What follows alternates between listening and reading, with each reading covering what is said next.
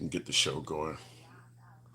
Uh, I don't know how many people are going to be watching. Is going to be interesting because we're getting close to the point where it's time to start opening gifts and shit like that. So we'll see what happens. But nevertheless, we're going to do a live for a few hours and take folks right on into Christmas. But it is what it is. So let me almost done here. Um, okay. There we go. We'll put that in as obviously want to make sure we let everybody know it's not for children because YouTube doesn't like that. Okay. And I'll go ahead and put the proper hashtags in. And we should be. Good evening there, Chatty. What does that say? Chatty Ash. Good evening.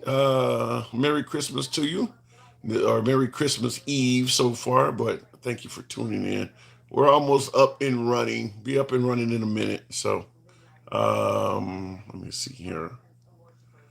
Just want to make sure I get everything in here. I don't know why that device is saying that. Facebook is having problems. It's always on Facebook. Okay, so talking about political Christmas wish list. What are you hoping for in 2026? What is on your political Christmas wish list? We're going to talk about that.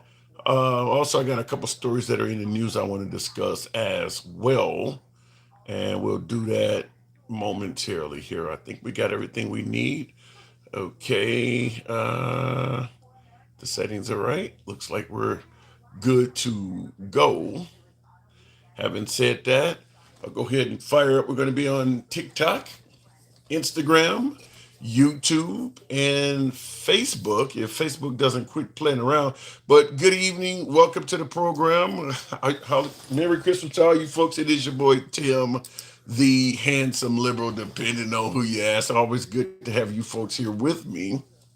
Well, listen, I get that we're getting pretty damn close to the unwrapping of presents. So we're not gonna chew the rag too long tonight. We might give you a good hour or two, but I get what's going on. It is Christmas. Merry Christmas to all you folks. As you see behind me, our current commander in chief has been seen out and about as well. But we're gonna try to have a little bit of fun here. But we're also going to talk about some things that are in the news. And number one being we're gonna hash around or josh around or joke around with what is on your Christmas political wish list. I think I said that right. What is on your political Christmas wish list in terms of politics? If you could get any gift you want, any political gift you want, let's say, I throw something crazy out there, but I don't expect this to be said. Let's say, for instance, you could wish for us to go back in time and elect this woman and elect this woman. This is what we're talking about. These are wish lists. This is what you want for 2026 going forward. I see Ernie C says on his political Christmas wish list, he is a straight Republican ticket. Okay, fair enough. And that is going to be a wish because obviously you're not going to get straight Democrat, straight Republican because the midterms are coming up this year. We do have the midterms coming up. So what is on your political wish list going forward? No, we don't want to elect her, says Calvin. Do you get greasy when you eat beans? No, I get gassy. Yes, a little bit there. Boom, da boom, boom. Yeah, we do a little bit. Okay, so your political Christmas wish list. I want to hear from you folks on what you're hoping that would be in your political stocking. And this could literally go anywhere. I mean, are you wishing? Listen, you don't have to just be wishing for politicians. It could be wishing for concerns with ICE or the National Guard, or Trump is talking about building a whole Trump fleet of ships, federal jobs. There's a ton of other wishes you could have. You could be wishing goodwill on aging politicians like Mitch McConnell, Joe Biden. You could be wishing ill will on politicians you don't favor. I mean, this is a political wish list, so it's going to go anywhere you want to take it. You can state it in the comments. We'll be bringing folks up, but we're talking about your political wish list. Now, in addition to your political wish list, and I'm really interested to hear some of these. I'm really interested to hear some of these, but I do want to ask you guys something else because this has been in the media lately as well. Does it matter if you listen, if you favor a celebrity, a sports star, or I mean, just somebody who is well known, maybe even a friend or associate, to be honest with you, but if you favor someone and you hear that they are rooting for an opposing politician that you despise, would that change your view of them? Would that change the way you feel about them? Now, I'm going to bring this up because someone is in the news. I'm sure you've heard about this after the Turning Point USA event recently. I want you to hear this because this apparently does apply to some folks. This is the Well, it's official. Nicki Minaj has been canceled. After losing 10 million followers on Instagram, she decided to delete her account. I don't know if she deleted all her other accounts, but I hope it was worth it. And like I told y'all before, I think I'm more of an independent. I'm not really on either side of this political spectrum. So I could care less. I could care less who anybody supports. If you want to be a Trump supporter, go right on ahead, right? I think at this point, a lot of people probably feel the same way. But the biggest issue is that people feel like she turned her back on her core supporters, the people that supported her, the people that built her up and made her into who she is. She's aligned herself with racism. now he said she aligned herself with racists. We're not going to play the whole clip, but she lost 10 million followers on Instagram. Wow. I don't know how many followers Nicki Minaj had, but she was just on with Erica Kirk a couple days ago. She lost 10 million followers behind that. She lost so many followers. You hear him state, and I've heard this in on news outlets as well. She canceled her Instagram account. 10 million followers in the span of I don't know how long that is. So that's what he is saying. But 10 million now in the comments, beautiful diva, you said she canceled her Instagram in back in October. That ain't what I'm hearing. I'm hearing she lost 10 million followers. That is insane. Now you see him. This is Vlad TV, and you see there's a comment down here from Vlad saying Nicki Minaj deleted her Instagram after allegedly losing 10 million followers after her appearance on Charlie Kirk's Turning Point USA. Now, everybody, listen. If you know who Nicki Minaj is, you probably know who Vlad TV is as well. This is recent. So when you're saying she did this back in October, that does not appear to be accurate. This appears to be that she did lose 10. What else would cause her to lose 10 million followers? What else has Nicki Minaj did that is so controversial that she would lose 10 million followers? So it does sound like she's lost a hell of a lot of followers in regards to appearing with Erica Kirk. It doesn't seem like it's from anything else. Now, here's probably the quotes, and I want to ask it to you from. I'm asking this. I'm playing this because I'm asking you. Does it matter if someone you favor, a movie star, a celebrity, a sports star, whatever? Does it even matter to you if they are endorsing a candidate that you despise, that you don't like? Does that matter? Because we could talk about the Dixie Chicks, we could talk about Taylor Swift. This has happened on both sides, but does that matter to you? Would that lead to you not going to their concerts, not watching their games, or whatever the hell they do for a living?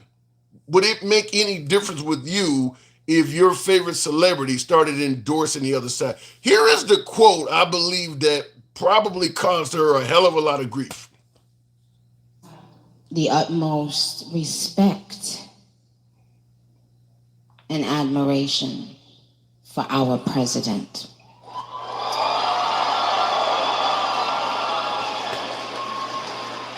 He has, I don't know if he even knows this, but he's given so many people hope that there's a chance to beat the bad guys.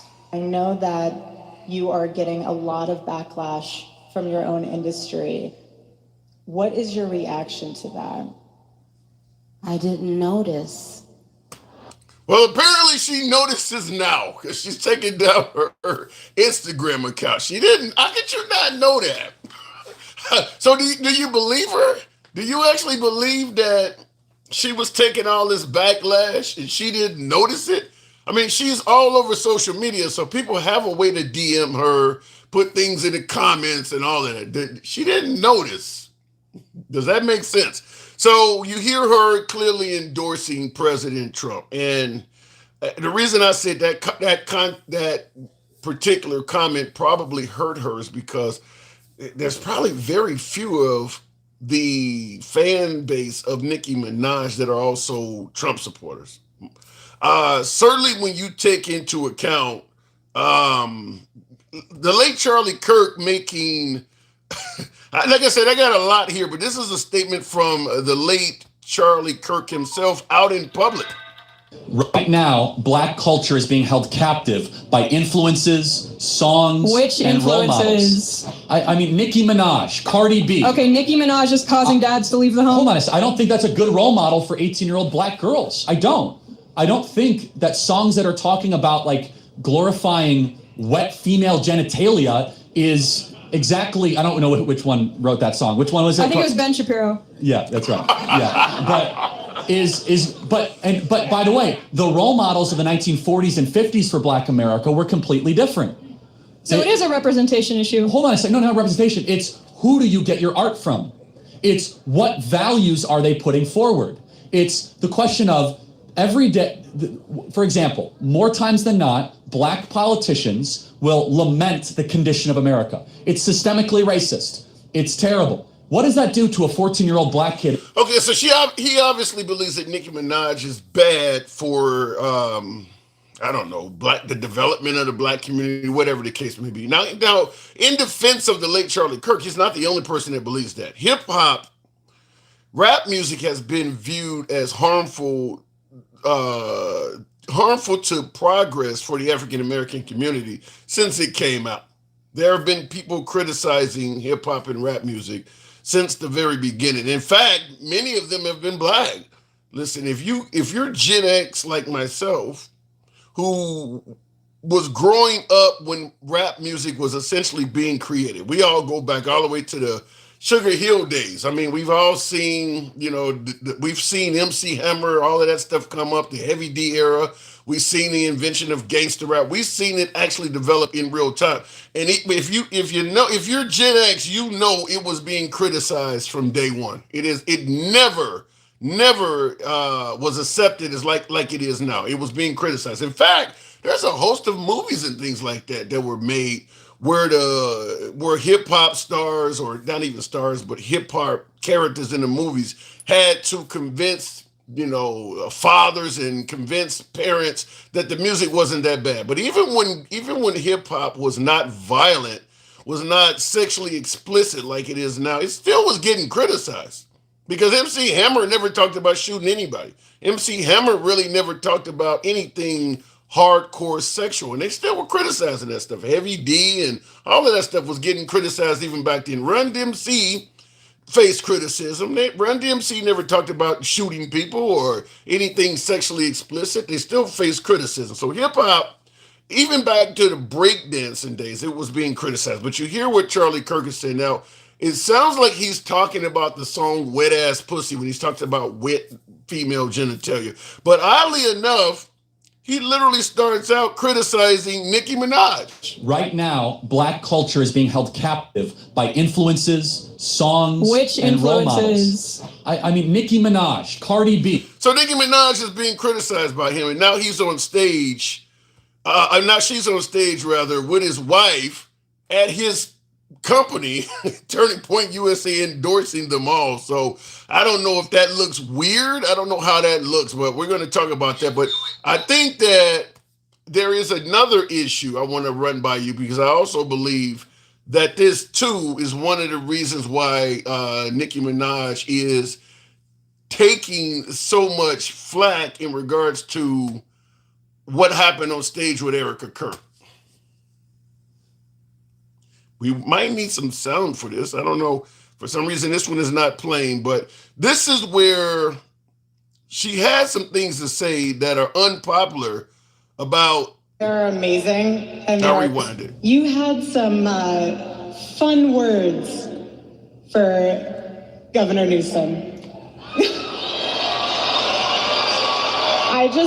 I have to read these tweets because they're amazing and they are so funny. Okay, first one, we'll do this one.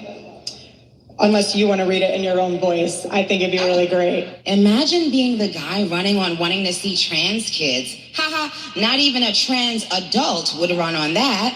Normal adults wake up and think they want to see healthy, safe, happy kids. Not Gav, the Gav Knox. Gav not in, Gav out. Send in the next guy, I'm bored. So not only is she criticizing Gavin Newsom of California, she's also speaking ill of transgender. Now, what's really weird about hearing Nicki Minaj speak ill of trans folks is she has an interesting history. I'll just let the clip play because I don't understand what made her do this, which is counter to her own history.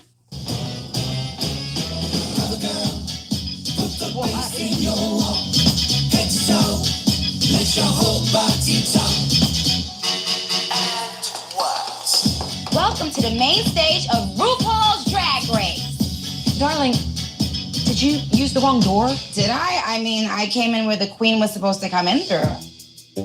I think you're... She literally hosted RuPaul's Drag Race. I mean, she's talking about trans, and she literally has a history of hosting episodes of RuPaul's Drag Race. So somebody has to explain to me how the hell did that work? I mean, was she hosting the show while not believing the entire premise of it? Somebody help me make that make sense. So anyway, that's what we're going to be talking about on the show, your Christmas political wish list. And how do you feel if the celebrity or candidate you favor, or better yet, the celebrity or sports person, whatever it is, maybe it's even a friend, relative, or whatever, somebody you really like, and you find out that they are openly favoring a politician or a political candidate that you despise, would that change how you view them, change your mindset to them? So you guys know how the program is ran. Merry Christmas to all. We don't black ban or censor anyone, and we're not going to do it today. Program will always remain MAGA friendly. I don't know, I got my 2020 hat up. We can put up the Keep America Great. This is Make America Great, but we're going to be talking about it from that standpoint. You know, we don't block, ban, or censor. Tap the screen, get the likes on up to 10,000. I'm going to go straight to the box. Sagittarius, what does that say? Is Sagittarius? Is that what that says? She needs help saving her man and her house. Well, I don't know if that's going to do it. I hope Santa brings me a federal investigation against Tim Walz. Wow. Is that for that Somali stuff that's going on up there? Wow. Federal investigation against Tim Walz. Millennial X. Good evening. Welcome to the program. Millennial X, Merry Christmas. Can you hear me? Yeah, I can hear you. Yeah. Does it make any difference to you if a celebrity that you really like endorses your political opposition? No, not really. I can separate it. I'll give you an example. Robert De Niro hates Trump. Definitely. I mean, hates him with a passion. Says a lot of his time. But I love his movies. I love his acting ability. I can separate the two. So you don't see it like, because a lot of MAGA does really heavily go after De Niro for that. Because you're right, De Niro was talking about, I think he even talked about punching Trump or somewhere, hitting him. But you're right, he definitely does not like Trump. But wouldn't affect you at all in terms of seeing his movies, watching his old stuff, or any of that. No, man, he's great. He's a great actor, man. He's made some great movies. Yeah. I don't disagree with that. I mean, he's one of my favorite. In fact, some of his movies is like Heat and some of that Casino are among some of the best movies I think I've ever seen. So let me ask you then, what's on your Christmas political wish list? What are you hoping for going forward? Now, you obviously are MAGA, correct? Yeah, for sure. What are you hoping for going forward this year? What are you hoping to get out of it this year coming up?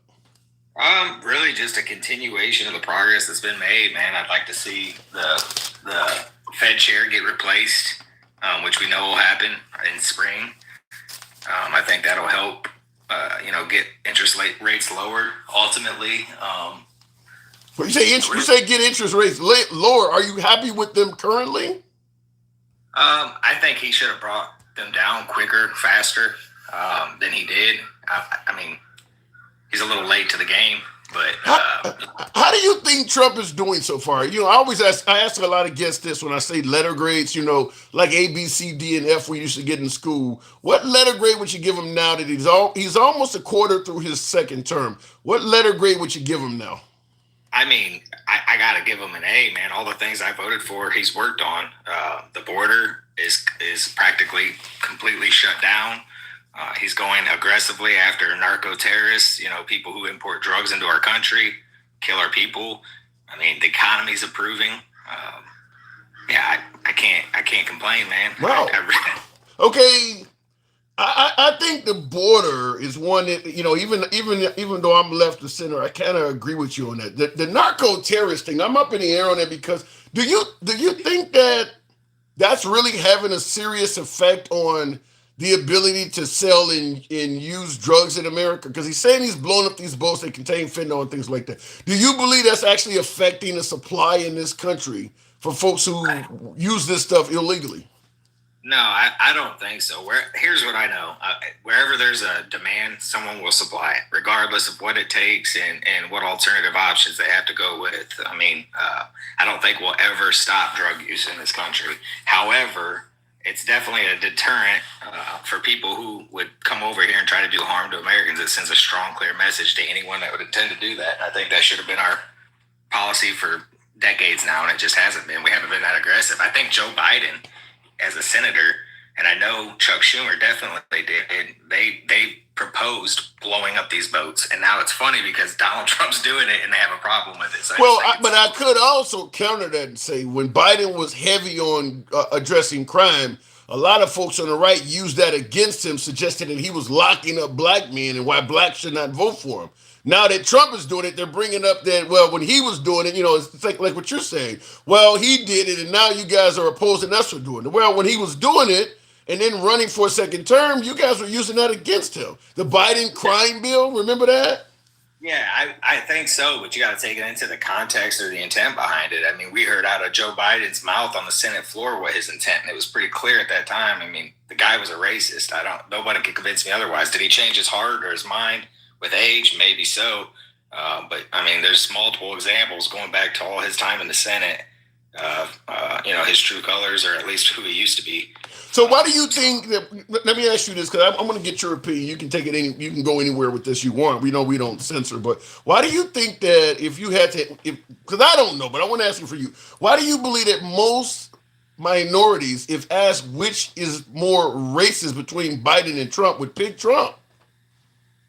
I don't know, man. I think there's an argument to be made that there's been just so much coverage in the media that is opinion based for so many years. It's like if you tell people on all major news outlets the same message over and over again, and that's where they trust their information coming from, despite all the lawsuits Trump's won for defamation against ABC, NBC, CNN. I mean, like, the list goes on. He's won millions and millions of dollars. But let's be clear. He won those lawsuits as president. He wasn't winning lawsuits like that as a citizen. I mean, as president, you do have a certain amount of control of our justice system. It's a lot easier to win something as president because the defendant, their hands are kind of tied. Because listen, I'm assuming you realize that Trump has said negative things about people too, right? That's one of the most repulsive things that I just can't. I've had to just plug my nose. The way that Trump talks about people. I mean, Rob Reiner was, in my mind, as a human being. The shit that he said, like when Trump got shot, he said, he tweeted out, missed the target. When Rob Reiner said that. Yeah, there's several repulsive things that Rob Reiner said, and so but I still don't agree. Two wrongs don't I make a haven't right. heard that. I have not. I heard Rob Reiner wished him well. I would love to see that tweet. I have not heard. The reason why I asked you about Trump saying bad things about people, though, because I was talking about when you're. I'll let you continue, but the reason I said that is because when you talked about Trump scoring lawsuits on people for defamation of character, the point I was trying to make when I asked you about him saying bad things about other people is he's in a position right now where he can sue you for defaming him, but you cannot sue him for defaming you.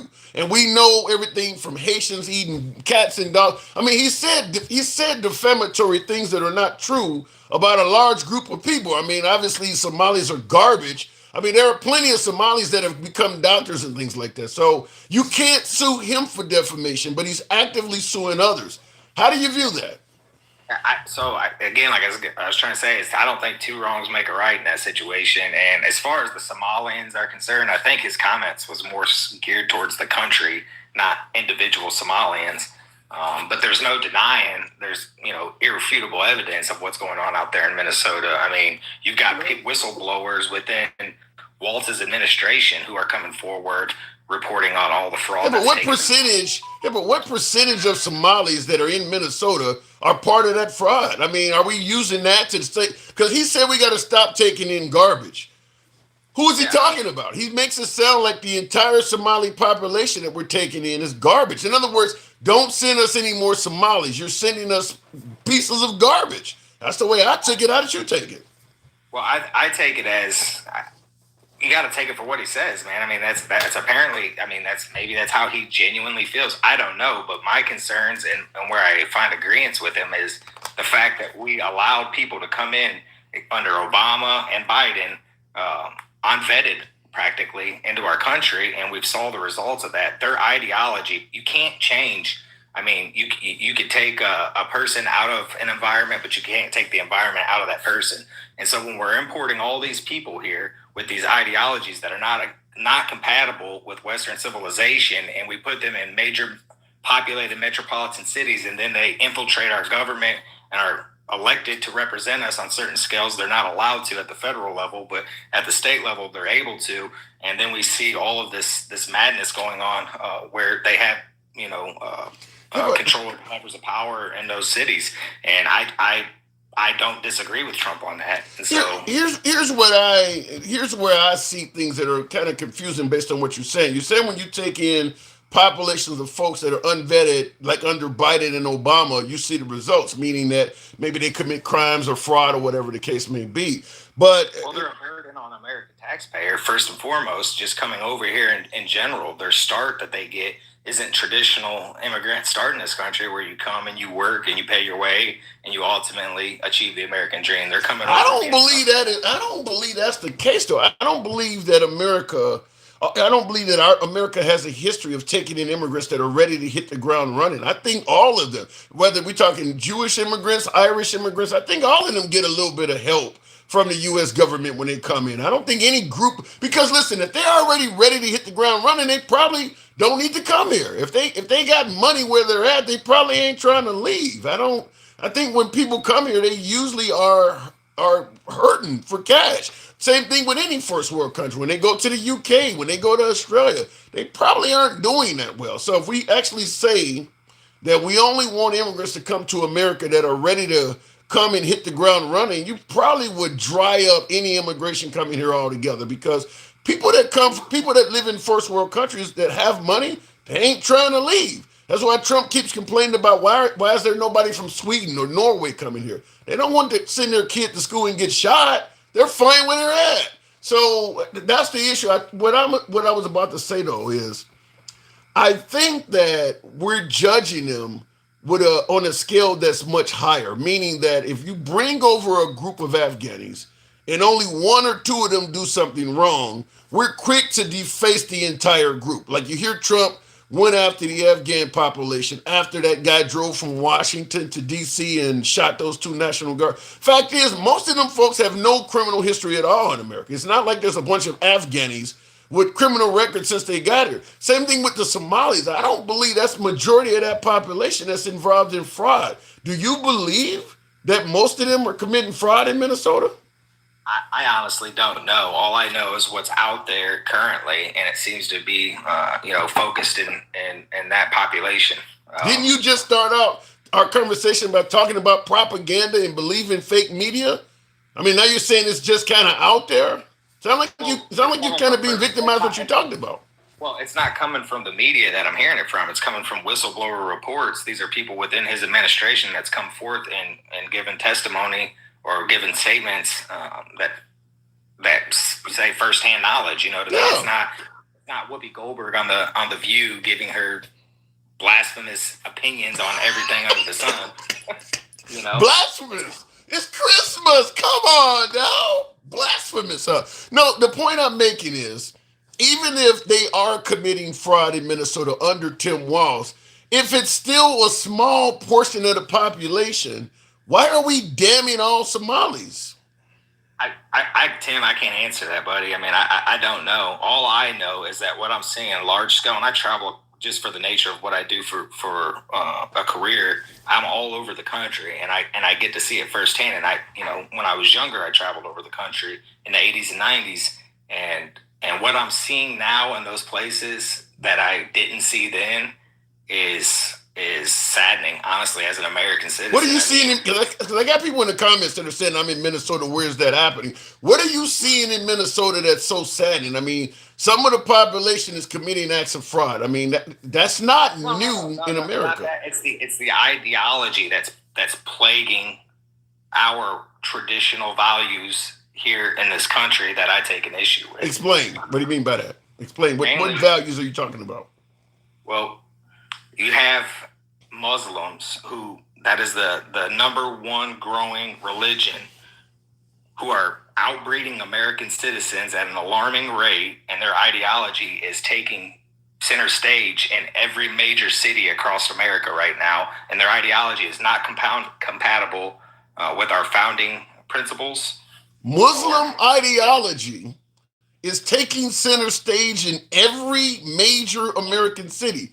What ideology are you discussing? Okay, let's say, for instance, I'm living in Dallas. What am I expecting to see? That's a major American city. What am I seeing? What are you talking about? Yeah, not every major American city, many major American cities across America. And anyone that doesn't believe that and travels or does travel and says that I'm wrong, they're lying to you. I mean, you do believe in freedom of religion, don't you? Yeah, I believe in freedom of religion. I absolutely do.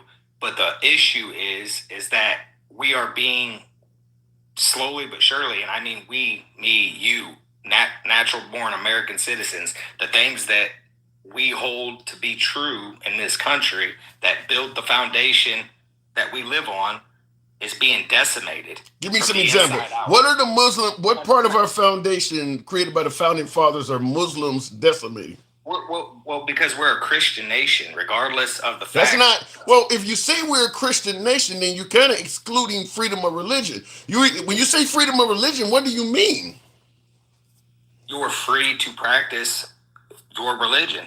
What if I got 100 friends that want to practice the same religion? Can we all practice it? Well, the freedom of religion is one thing, but having it implemented into our government and how that government functions and was intended to function is a completely different subject entirely. What you do in your private life, I don't. Give me some examples. How is religion being implemented into our government? I'm assuming you're talking about the Muslim religion, right? Yeah, absolutely. I mean, if you look, you got Mamdani that just won New York. You've got the crazy shit that we've listened to Ilhan Omar say about this country, and she's representing us at the federal level, or she's representing Minnesota at the federal level, and that's a prime example of how they infiltrate their ideology into our. I don't see how they're implementing Muslim ideology. Now, you point out a politician like Mamdani or Ilhan Omar being in a position of power, saying awful shit about the country. If Trump says Chicago is a shithole city, is that not saying something awful about the country? It's one thing to say how a city's being ran. It's another thing to completely shit on the very fabric of the very foundation. The idea that the Constitution should change or any of that's a completely different subject. I can look at and say, or like if her complaint about the country was Trump has destroyed Washington D.C. Well, I wouldn't give a shit about that. That's an opinion. But when you're shitting on this the very principles this country. What principles is Mamdani or Ilhan Omar? What principles that we've come to know and love are they shitting on? Give me an example. Well, listen how they talk about American citizens, and not Mamdani so much, but Ilhan Omar. I don't see, but if I live in Chicago and you say my city is a shithole, to me you're talking about the citizens in my city. So I don't see. I'm trying to figure out how you're separating Trump making similar statements from these people. What are they saying about the citizens that is worse than what Trump is saying? He's just simply saying Chicago's a war zone and it needs to be dealt with. There's nothing wrong with pointing that out. I mean, it's clear to everybody. There's a mass shooting practically every single day in that city. Now, he said a shithole though. That's different than a war zone. It is a shithole. Okay, so what is Ilhan Omar or Mamdani saying that's worse than that? Because look, if you're saying that I'm a shithole, I live in a shithole city. I'm assuming you're talking about all of us that's living in the city. What are they saying that's worse than that? He's not at all talked about people of the city of Chicago as a whole. I mean, that's if they were not in the city and it was just an empty geographical area, would it still be a shithole? No, it's a shithole because of the way that it's ran by its government. It's a shithole because of the people that's in it. That's what you're talking about, the people. You're talking about the government, but you're saying the government should run the city in a different way so that the people aren't allowed to act like shitholes. Absolutely, they should. Right. So you're talking about the people in the city. So give me Ilhan Omar. Yeah, but that's not the whole city. If you're 10, you're a good guy. If you lived in Chicago, that wouldn't apply to you. You're not. How do I know? He said the whole city. He's not pointing out certain people. How do I know? I mean, come on, man. Some things. So some Somalis should know he's not talking about them when he says garbage. The country of the Somali. Everybody coming from when he says we should stop taking in garbage. Who is he talking about? By definition, in comparison to a first world country, it's a shithole. It absolutely is. Why do you think people flee there to come here? It is a shithole. What's wrong with calling things what they are? Well, making it feel like he's attacking a race or something like that. Like, I don't understand why people automatically go to that path. You can look at a country, see how it's ran, see what its crimes like, see what its morals and principles and standards are to live in that place, and you can call it what it is. I don't know how we got away from that as a society. Well, first of all, when you start insulting people, they're not gonna like it. Just like you're saying you don't like what Ilhan Omar and what Mamdani are saying. I think it's more of a 6.5 dozen of the other or glass half full. I think you just agree with Trump's insults a little bit more than you would agree with Mamdani's. But I want to give me some of the statements from Mamdani or Ilhan. I want to hear what they've said. That's really it's their ideology and the things that they want to implement in government, and it's the fact that our education system is so far lacking that they've convinced young people that their ideas are good, despite the fact that they've worked absolutely nowhere ever in the history of mankind has their ideas ever worked when they're rolled out. When you consolidate power at the government level with these ideas that they bring to the table, and because our education system's so fucked and it doesn't focus on the things that would create healthy-minded human beings when they become young adults, we've got an entire generation, 2 generations at this point, who are so numb and dumb to the fact that they're getting behind this, and it has catastrophic ending written all over it. And that is not the country I want to leave for my kids and grandkids. And so for that reason, I am firmly against the Ilhan Omars and the Mamdanis and the ideology and ideas they bring to the table. I think now I get what Mamdani is probably going to be him saying he's a socialist, but I also think you obviously have a problem with them both being Muslim. But I'll just tell you this. Because both Ilhan and Mamdani, I'm Gen X, so I'm older than both of them. They're not that old as politicians. They're on the lower end of the age bracket when you compare them to the likes of Biden, Mitch McConnell, and Trump. I think the issue I'm trying to get to you at is this. if capitalism was not failing young Americans so much, you wouldn't have so much of an open mind coming from the youth towards socialism, communism, or any of these other isms. It's not that these other areas are that great. It's that capitalism is doing people that badly. They're not progressing to any significant degree under capitalism. So they're like, well, if this is capitalism, I'm willing to try some of that other shit. The other stuff could be, like you're saying, it could be wrong. It could be bad. It could have a bad outcome. But as long as people are being held back under capitalism, they're going to be open to try other stuff. Like, for instance, in this country, keeping minimum wage the same for 20 straight years, that's capitalism. That stuff like that is capitalism. You see what's happening with the healthcare system. That ain't happening due to socialism. You guys want to make healthcare. It actually is happening because of socialism. It's happening because of the Affordable Care Act. It's happening because taxpayer dollars are going to subsidize insurance companies because the Affordable Care Act didn't do anything that it was promised to do. If you want to keep your doctor, you get to keep your doctor. If you want to keep your policy, you get to keep your policy. None of those things happen. So you're saying that in this country, before the Affordable Care Act came about, when Obama got elected in 2008, Yeah, you're saying before that came about, healthcare in this country was great. No, it wasn't great, but it was certainly better than what it is now under subsidizing insurance companies. I watch my premiums go up. I watch my co-pays go up to the point that, and I make six figures. I don't even have insurance now because it's unaffordable. You know what I find interesting. And listen, if it went up for you, I'm not taking away from what you're saying. You know your own situation better than anyone. But I will tell you this: generally, when you hear people complaining about Obamacare and how bad it is, six figures. It wasn't meant for people like you, of course, because you're the people that they're depending on to help out the poor. It's not meant to help you out. But here's the problem. I wasn't always at six figures. I had to work my ass off to get to this point. What was your health care like before Obamacare? I mean, what was your economic situation? Did you have health care through your job? Were you uninsured? I had health care through my job. But what happens is when Obamacare came online, it throws everybody into the pool. It made exception for pre-existing conditions. And so when they weigh that risk, right, and what that cost is ultimately going to be to the insurance provider, now everybody pays more.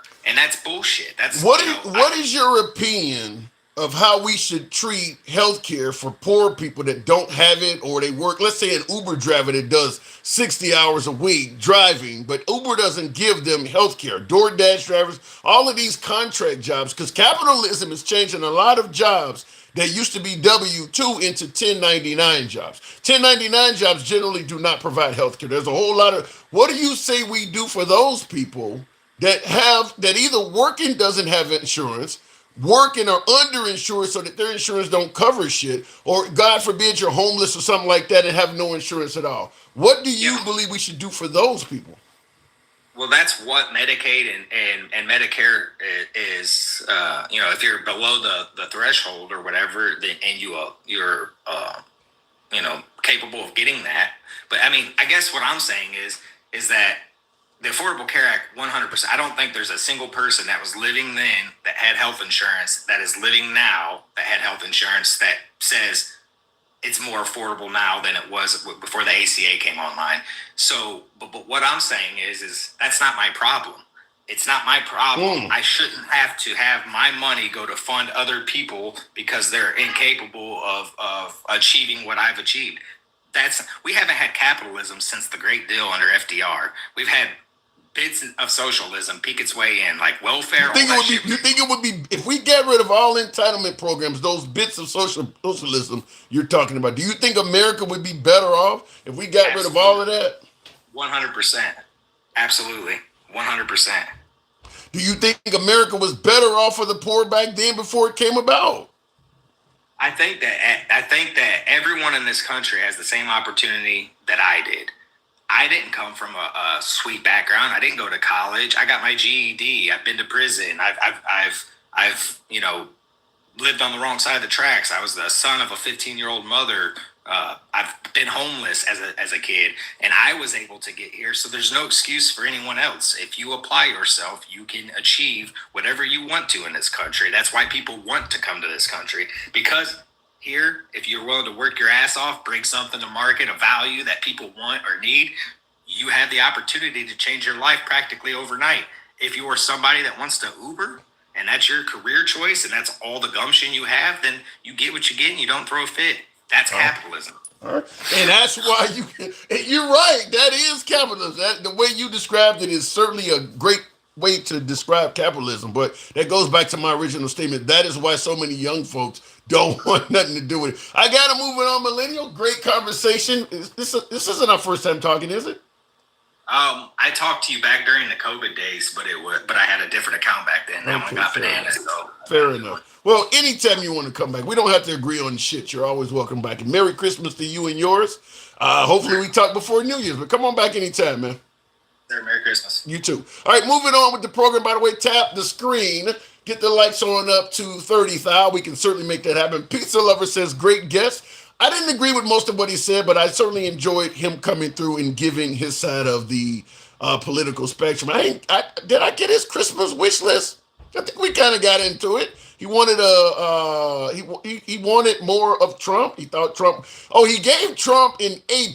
Oh, I wanted to ask some questions on it. He did give Trump a letter grade of an A+ so far. But thank you for coming through, Millennial. Looking in the comments. All right, we have finally a caller that knows what he's talking about. Says Gander in Flight. We got to get more MAGA on there. There you go. There you go. Look, I don't agree with him, but he has his right to speak, and we'll always protect that and reserve it as long as we can. Then we should see CEOs not getting $50 million in bonuses. Employee wages would be raised. That's a good point. Is that in a capitalist world, it's not only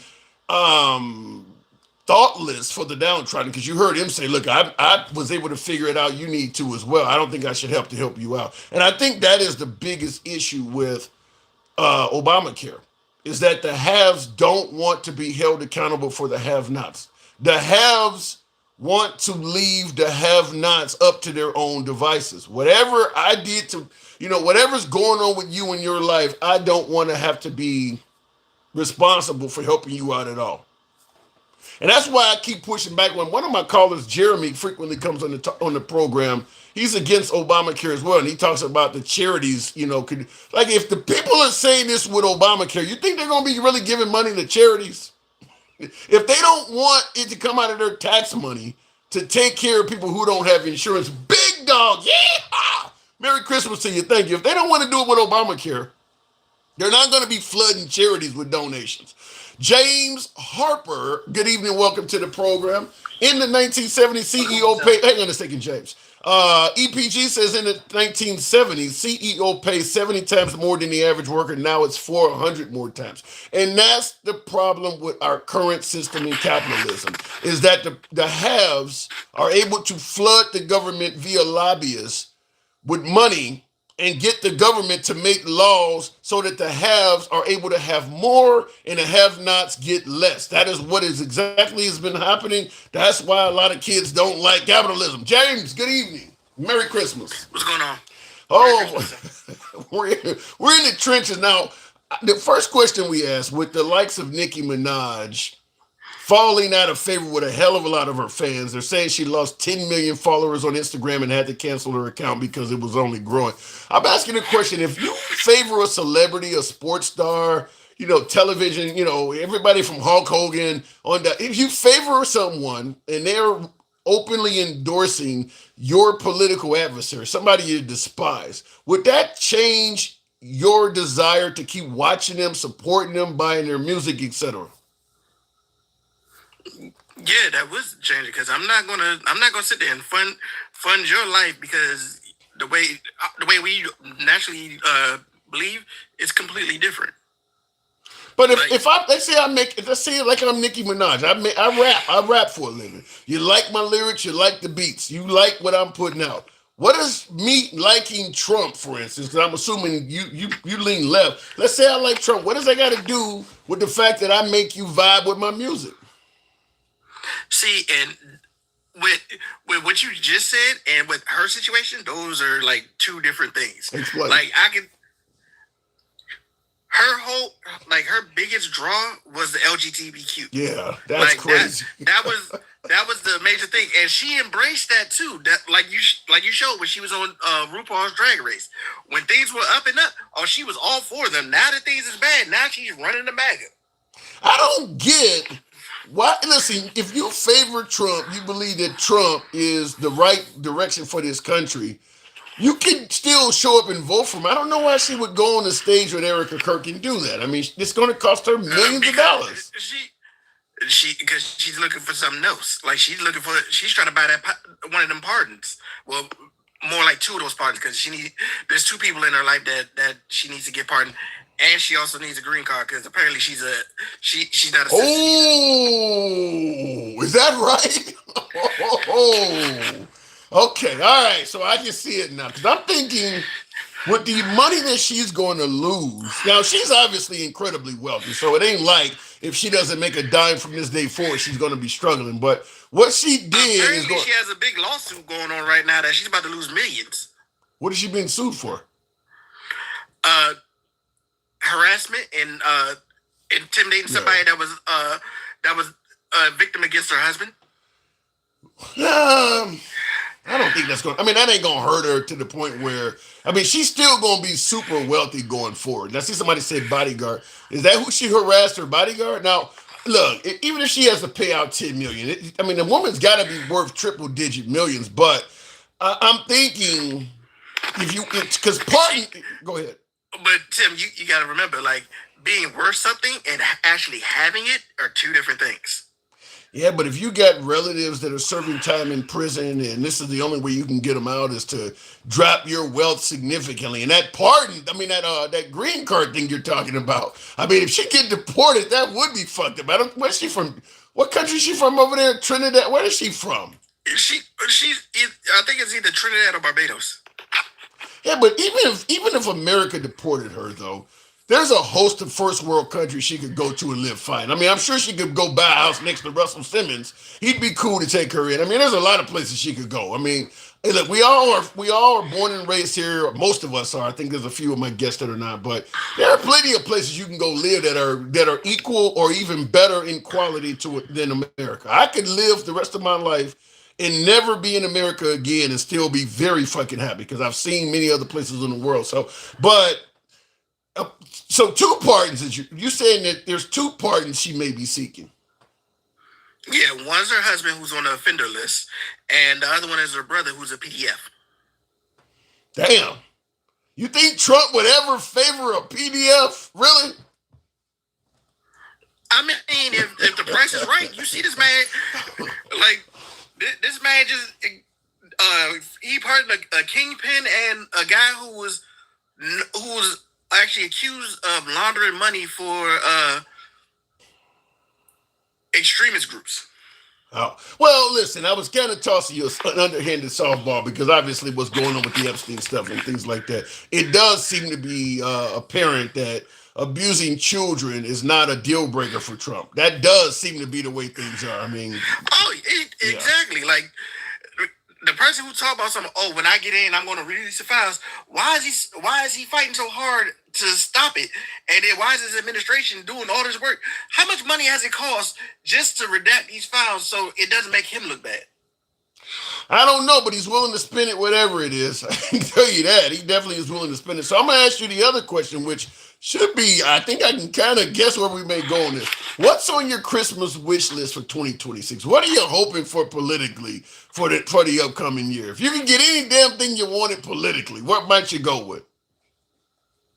That these other two branches of government will have some damn backbone and do their jobs and go with the damn checks and balances like they're supposed to. That's incredibly reasonable. That's like literally saying I want to feed the homeless. That's a very reasonable wish. I got motherfuckers that want him to die. You just want the government to do their job. That is incredibly reasonable. That's what I fought for. Like, why would I not want the government to actually do their jobs? Yeah. It's a reason why, like, this system was brought up. They Yeah. like our people saw what it was like to have to be under a king. They didn't like that shit, so they tried to make it so we would never have a king again. And now we got this insecure snowflake that wants to undo all that. Insecure snowflake. And Mr. Briggs on YouTube says no work, no food. It's that simple. Do you subscribe to that? You heard my last caller. You know, look, I figured it out. You need to figure it out as well. Do you favor that also, that if a person is not working, therefore they should not eat? If a person's not working, I would want to see why they're not working. I'm not just going to say, "Oh, you're not working. You don't get enough." There's a difference between somebody who can't work and somebody who won't work. What if you got a mom out there, a welfare mom, where you know she could work, but she's instead constantly getting pregnant and having kids? Then in that case, like first thing you gotta do is see, is she able to take care of these kids? Because if she's constantly getting pregnant and these kids are all struggling, she's not a fit mom. So what do you want to take her kids from her? You would like if it meant those kids end up being better off. Yeah. I have never seen the government take some people's kids I guess maybe in terms of like crack babies and things like that, but it's putting kids in foster care. They generally are not in a better situation. I mean, you could have some pretty ghetto ass moms living in some pretty decrepit conditions, and I still think those kids are better off with that mom than being in foster care. Kids get raped and every damn thing in foster care. That is, when the government takes your kids, it's usually a bad situation for your kids going forward. They don't normally make it better. But from the situation you just said, like, because you got to remember, Tim, like the food stamps and all that, they don't give that much to actually like thrive on. Like you ain't gonna be thriving in foster care. Both situations are a bad situation. I'll give you that, but but let me say it like this. I would rather be starving with my mama than going from family to family, even having a good meal at night. But the families a lot of these families are taking in foster care just because they get government subsidies. I might only be here 3 weeks. Maybe I'm in a house where the other brothers and sisters don't like my ass. I don't see, even though I'm eating, I'm not starving to death anymore. I'm eating food. But everywhere I go, I'm either unwanted or viewed like the black sheep of the family or a redheaded stepchild. To me, that's worse than having to live off ramen noodles. I mean, Tim, I get what you're saying, but either way, it's not going to end up good for that child. True, that is true. So, but you're not in the position of saying that don't work, don't eat. You're not quite there on that. No, I would say there's certain things that we should have had done a long time ago, like universal health care. All those people that talk about these moms don't work. If you have it so that they have the ability to go work, because one of the first things they say, I don't have nobody to watch my kids. Okay. Or I can't afford daycare. You have daycare now. Now what's your excuse to go out there and work? If you can take away the excuses, then you can come out and say, all right, you don't want to work, you don't want to get these benefits. That's a great point. I agree with that 100%, is that the same folks that suggest if you don't work, you don't eat are not in favor of doing anything to help the person when they does. Okay, so you said you want me to work because you weren't going to help me if I didn't work, but now that I'm working and I want a minimum wage increase, you're not on my side. You don't want me to unionize. You don't want to give me health care. You don't even want to do shit for me when I am working. So that's where look, if you're going to be in favor of demanding people work, how about then look out for working people? Because most of these people, they think that them themselves are going to be at that position of like CEOs and things like that, and they thinking like, oh, if I get up to there, y'all going to take more of my money because that's what these people are saying you're doing to them. So they are proactively looking out for the wealthier because they hope one day that they may be in that class, as opposed to the poor, which they're only one step above. You're nowhere near the wealthy CEO. You're pretty fucking close if something happened to you, to the poor guy that you're putting down. You see how they celebrate these tax cuts and everything. They thinking like, oh yeah, these tax cuts are benefiting me, but it's like you're getting pennies on a dollar compared to these other people who are really getting these benefits, and the benefits you getting aren't even permanent. They're temporary. Well, you heard my last caller. He gave Trump an A, said the economy's getting better and things like that. He gave him an A, said he's done everything he's voted for. That is Yeah, your last Carter was delusional as hell. Why do you say he was delusional? First off, he's like, oh, I give Trump an A+ when inflation's up, unemployment's up, the GDP is not where it needs to be. Like, how many people, like, all the chaos that Trump has caused since he's got in office, how the hell is that an A+? Well, when you say chaos, you got to explain it. What kind of chaos is? Because some folks believe, look, the economy's gotten better, the border's gotten better, we're stopping drug, narco The trafficking. economy has definitely not gotten better. Narco terrorism is still the same as it was. He didn't make it better or worse because he didn't actually do any effective change. You can't even quantify like the stuff that he's done. Well, And do you have any problem with him taking out drug boats? Though, if they are bringing harmful substances to America, do you have any problem with him stopping that? he could have stopped them by intercepting the boats. Maybe it would have cost more tax money, and it's cheaper to just kill him. And MAGA Reacts, you're looking at quarterly instead of yearly, because quarterly, like that GDP is actually affected by whether or not bills are paid on the first, if it's not on the weekend, or if it's paid on a weekday. Now, I want to ask you something, James Harper. This is kind of off the topic, but I got News Nation. I always have a news station playing on behind me when I'm doing these lives.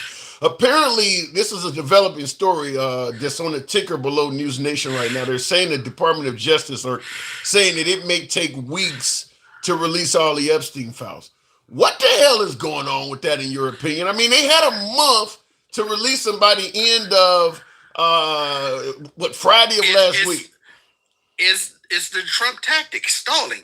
That's what that is. Everything is a stall game. When all those people that put in lawsuits against Trump, he stalled them in court so that they couldn't afford to keep the lawsuit going. So they end up having to take a small settlement. Like, it's a stall tactic. Why isn't MAGA favors just like they favor, protecting America from drugs entering this country? MAGA does also favor protecting the innocence of young children and underage girls. Why aren't they saying anything about this? Because it's their side, the one that's in charge of all this. Like, when it wasn't their side, they was like, why have we got these Epstein files? Where's these Epstein files? And then they see like the blatant BS that's coming out with these Epstein files, how they're giving us like blank pages and things like that, talking about, oh, we had to redact all this and redact all that. And then they've been talking about releasing these files since February.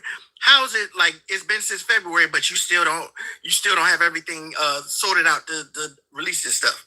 Well, you've had nearly as long as Trump has been in office, you've had that same amount of time to prep all this stuff and get it out there. And remember, when it first came in, oh, it's right on the desk. We can just give all this stuff out. Now all of a sudden then it went to there's nothing there. Now it's, oh, we have over 5 million pages that we gotta go through to give out. Yeah, my guess is that for several months they never thought the files were going to be released at all. I think Trump thought that he could deflect or put out diversionary stuff or, like you say, delay or whatever. I don't think when Trump took office there was ever any intention of releasing the files at all. And as time has went on, he said it in that Fox interview that they edited out, where he was like, "Oh yeah, I'll release the files." Well, maybe not so much because it'll hurt a lot of innocent people. Yeah, and that's why it's so hard to get them, is because they never were planning to do this from day one. If they had been planning to release the files from day one, they could have read them all, did their redactions or whatever the case may be, and this stuff should have been ready to release probably last spring. But because they had no plans of ever releasing this stuff, once it ended up getting to a point where Trump no longer could block the release with the courts ruling against them, Congress voting against them, that's when they started doing what it takes to get the files out. And that's why it's taking so damn long, because they took so long to do anything towards releasing them. But MAGA, so you're saying that MAGA, just because Trump is now in charge, MAGA is going to overlook the potential abuse of children? Trump thinks MAGA is just going to go along with anything he says. That's why he's getting so much pushback now. Like, is he wrong? Apparently he is, because look at how the infighting that's going on. He's got people that's quitting on him, and that's hurting Mike Johnson's power right there. Yeah. And then how many people like you already can see from like the things he's been doing, all that power that he gained from the last election, like that shit's gone. And I'm reading something just real quick while you were talking. I saw they said something.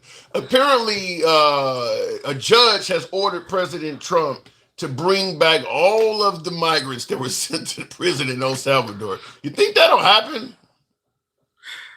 They're gonna make up some bullshit of why they can't. But on that note of orders, Tim, did you see what the Supreme Court said about Trump using the National It's Guard? illegal. Yeah, they're saying even in Illinois and all that, it's illegal. We talked about that last night because if it's illegal, just like in legalese, there's a phrase called "fruit from the poisonous tree." So if a cop pulls you over and they had no legal right to pull you over, everything they found on you is tossed out because you had no, fruit from the poisonous tree. Well, anything the National Guard did in L.A. I got to address MAGA reacts because he's trying to say I contradicted myself. I said Trump believes that MAGA will follow him blindly. I didn't say that they automatically follow him blindly. I said Trump believes that they will. Well, you got good damn reason to believe that.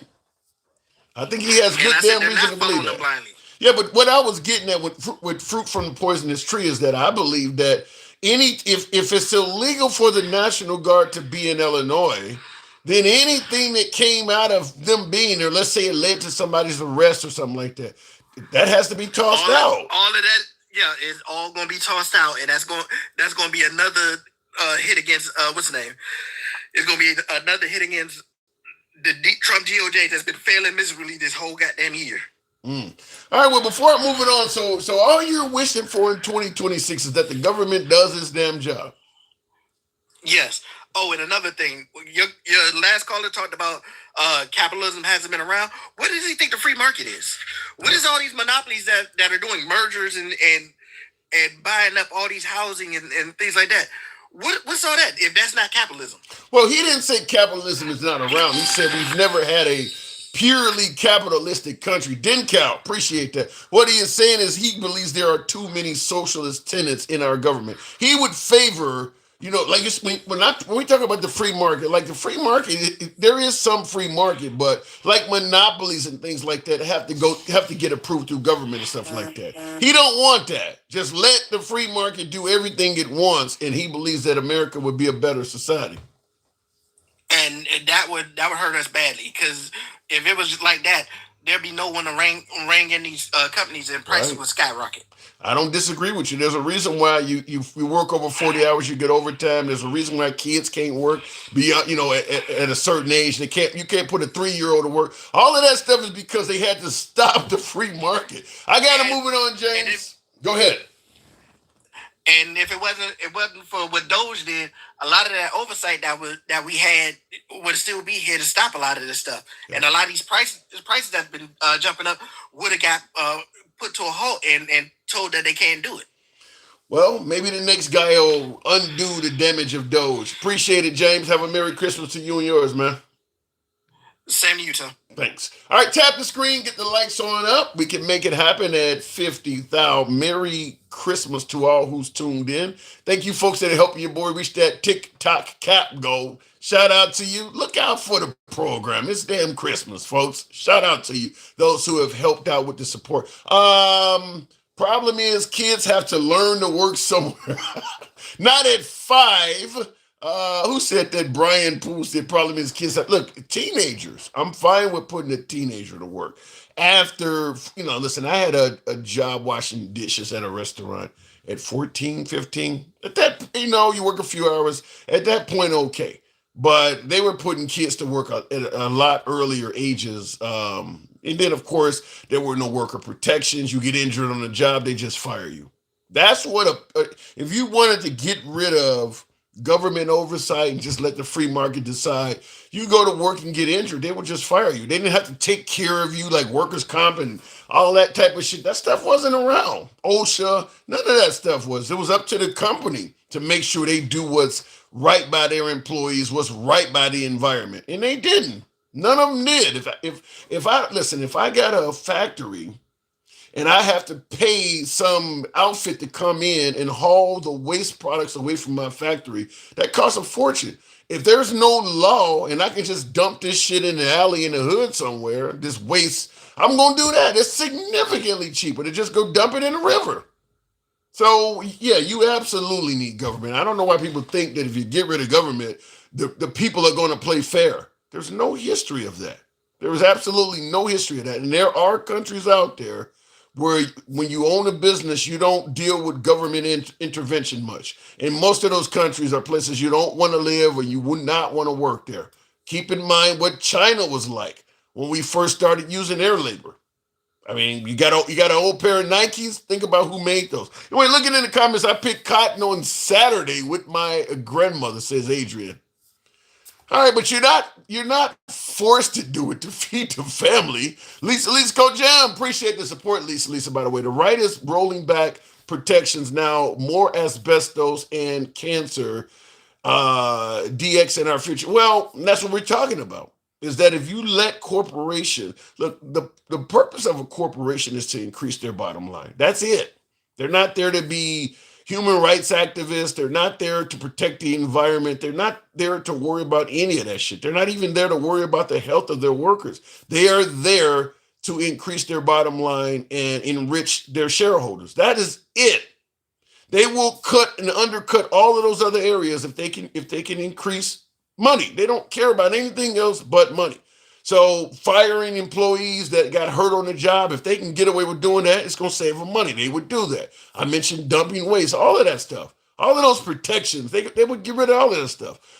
Merry Christmas. Support your local liberal, handsome conservative. Thank you very much. Kids used to work in mines. Now they are addicted to Minecraft.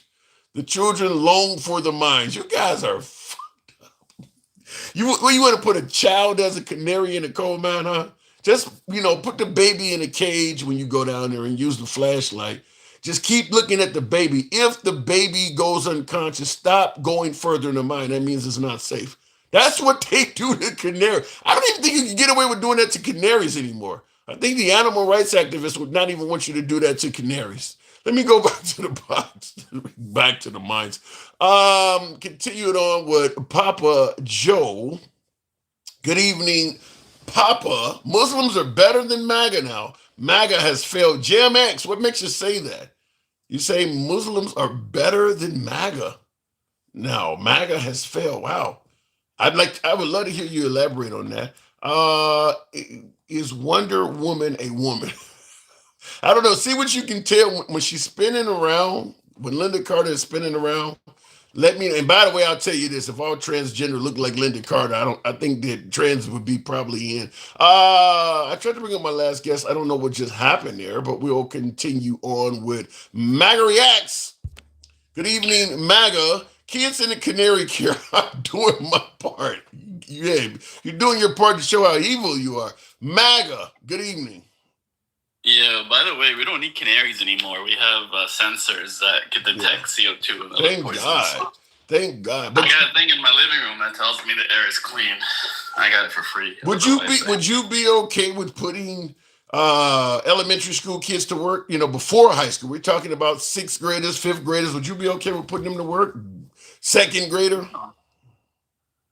No, I think they make horrible workers. They need to learn to become good workers. Yeah. I would also suggest that making them work at that early of an age would interfere with their education as well. I mean, because working can interfere with your education at any level. I mean, because you start making money, you start thinking education is not that necessary. So, yeah. It also depends on the job, because we have child actors and other jobs children could do. Yeah. Yeah, well, yeah. If you're an actor or you're a hit artist or something like that, then yeah. But at the same time, acting is not a really. I mean, there's some demands to it, but compared to like one person talked about picking cotton or something like that, not the same, right? Yeah, not the same, but they're both still jobs, and they both. I mean, I saw the first thing I saw when I got on TikTok today was some child actor that's turned into a homeless crackhead. Damn. And I don't know if you saw that video, but. It's kind of crazy. Well, shit. I don't know if you were because you were born here, right? No, I was born in Egypt. Okay, so you probably when I was 8, so I lived most of my life here. Yeah, you're also are not old enough to remember shows like Different Strokes. I don't know if you remember the sitcom Different Strokes, because that whole cast. I saw some of it on reruns. Yeah. That whole cast got it, with the exception of the guy who played Mr. Drummond. All of the kids in that got messed up in all kinds of crazy shit. So yeah, you can be a child actor and get hooked on substances. I'm certain that happens a lot. Lindsay Lohan, didn't she get hooked on some substances for a while? She was on some shit. I mean, so what about the girl from the Brady Bunch, Marsha, I think, or the older one? She was like prostituting herself for drugs and shit, supposedly, when she was during the show. Damn, Marsha was on the stroll. Shit, you can go out there and buy Marsha. From what I've heard. Shit, I mean, maybe I can see maybe Janet, or Jan, the middle one, but Marsha, you can go down the street and buy Marsha. That ain't a bad pickup. Okay, I didn't know that. You had some cocaine back then? Huh? If you had some coke back then? Listen, I didn't know Marsha was out there like that. She wasn't that bad looking. Shit, she for sale? What street you talking about? Anyway, before we continue on, thank you, Forever C10 says, Merry Christmas to you and yours, my brother. Thank you. I hope you have a safe and fantastic day and keep up the great entertainment, Forever C10. Quite generous of you. Thank you, Forever C10. So we're actually talking about, before we got into purchasing Marsha Brady, which, okay, but we're talking about what is your Christmas wish in terms of politics going forward. What if you could get anything you want for 2026 political wise going forward? What might you say? Strong economy. People spending their money and money flowing from one person to another, and whoever's got the best product gets paid. Well, if the current government does a good, you may get that. Do you think we're on the cusp of maybe getting that? That ain't just like with my last guest, that's a fairly reasonable wish. You just want the economy. But Trump is saying the economy is the best it's ever been. I mean, the last quarter, whatever that means, hit 4.1% GDP, which is higher, the highest it's been in 2 years. You know it's bad when you say whatever that means. If you're not feeling it yourself, you say whatever that means. I don't like saying stuff like that, and some guy in the comments will be like, "Oh, this means that, and it's not quite what you," because it's never 100% what it means, you know. Well, listen, you've been in the country for a number of years. The man is saying the economy is the best it's ever been. Does that reflect what you're going through? Do you see it that way? I mean, I had a very strong month, and my bank account's pretty good right now. Wait, you can go to Vegas and have a strong month. Month. Exactly. But if it can stay consistent like that, I'm a happy man. And you think your strong month is based on actions from the president? I don't know. I'll find out. Like I said, if it stays consistent throughout the next year, I'll give him the credit. Before I had him at a C, now he's like at a B minus. Damn. But if he keeps up the economy be as strong as this last quarter, I'm a very happy man. Blue One Banks, appreciate the ad mustard. You're giving Trump, as a Trump voter yourself, you're giving him a D minus? B minus. B as in boy. Okay, wow. I was about to say. Every time you asked me that question before, I would say C minus. Now I'll take him up to a B minus because we had a very strong quarter in economy wise. But we'll see if it stays. If it stays, then he pops up to an A. If it's like a roller coaster, then he stays at a B minus. Well, I see in the comments, what does that say? Not sure, something like that says it's bullshit. He says the economy isn't doing better. Well, what Trump said is doing the best it's ever done, but you're talking about the GDP. Here's what I don't get, because a lot of folks on your side. Inflation. One more thing, inflation being under like 3% or less is good. That's average inflation. I mean, every one of my leases, they always go up by 3% a year because that's how the average inflation is always around 3%. Higher than 3 is bad. Lower than 3 is obviously good. Yeah, but for the average working man that's struggling to get along, I think we're going by metrics that don't even affect that person. Like we talk about the stock market all the time. People making under $30 an hour. That ain't really a metric that really affects them to any great degree. I think that we're judging stuff that really affects the wealthy and telling the poor, but if it helps me, it's going to help you too. and they're just not seeing that. I mean, like, price of groceries is something you can see instantly. Stock market, if you have no stocks, not so much. Now, the GDP, for instance, here's what I don't get, because we hear the right on your side of the aisle trash Gavin Newsom all the time. California has a very high GDP. And that's not leading to the right saying that Gavin Newsom is doing a good job. They're pointing out the things that people in California can see immediately, like the price of gas and groceries. So I don't understand why, if the GDP of California, which is like, I think, the 5th highest GDP in the world or something like that. California got a higher GDP than most countries. And they're not giving Gavin Newsom or California politicians credit for this great GDP. So why is Trump getting credit for it? Listen, you could burn California to the ground and it'll still have a very high GDP, because you're not comparing California and California. You're comparing California to like Minnesota and like other places that are tiny compared to California. No, I'm comparing California to before. Is their GDP higher now, or was it higher with the last governor? Is the question. No, I'm comparing California to the world. If you burn California to the ground, as you say, the GDP of this country would drop significantly. A large portion of our money is in that state. Yeah, but it's always going to have the 5th highest GDP. Whether it has a good government, whether it has the best governor on earth or the worst governor on earth, is going to always have the 5th highest GDP, because it's just a big fucking state. Texas is bigger. So Texas is bigger. Okay, Alaska's even bigger than both of them. Yeah, but they're not filled with people. We're talking about like population more than anything. They're also probably very high population. My point is, though, like, their GDP, you can't compare it to other places. What you got to do is see what their GDP is now versus what it was before Gavin Newsom. If Gavin Newsom has improved the average GDP for California, then maybe he's not as bad as I think. But if all he's done is hurt the GDP, then he's a shitty governor. Well, if you notice, when you hear Trump criticizing Gavin Newsom, he don't bring up the GDP. Because I think California is going to do well no matter what. That's why it's got such a high. That's why it's blue. Because you can mess up everything, tax them to hell, and you can still afford it. Wait a minute, what the hell did you just say? Wait a minute, explain that again. I don't get. Look, California is blue because of what? Most rich people lean Democrat, right? No. The last election's proven that, because most people voting for Democrats make over $100K. That's because they can afford taxes and all this shit.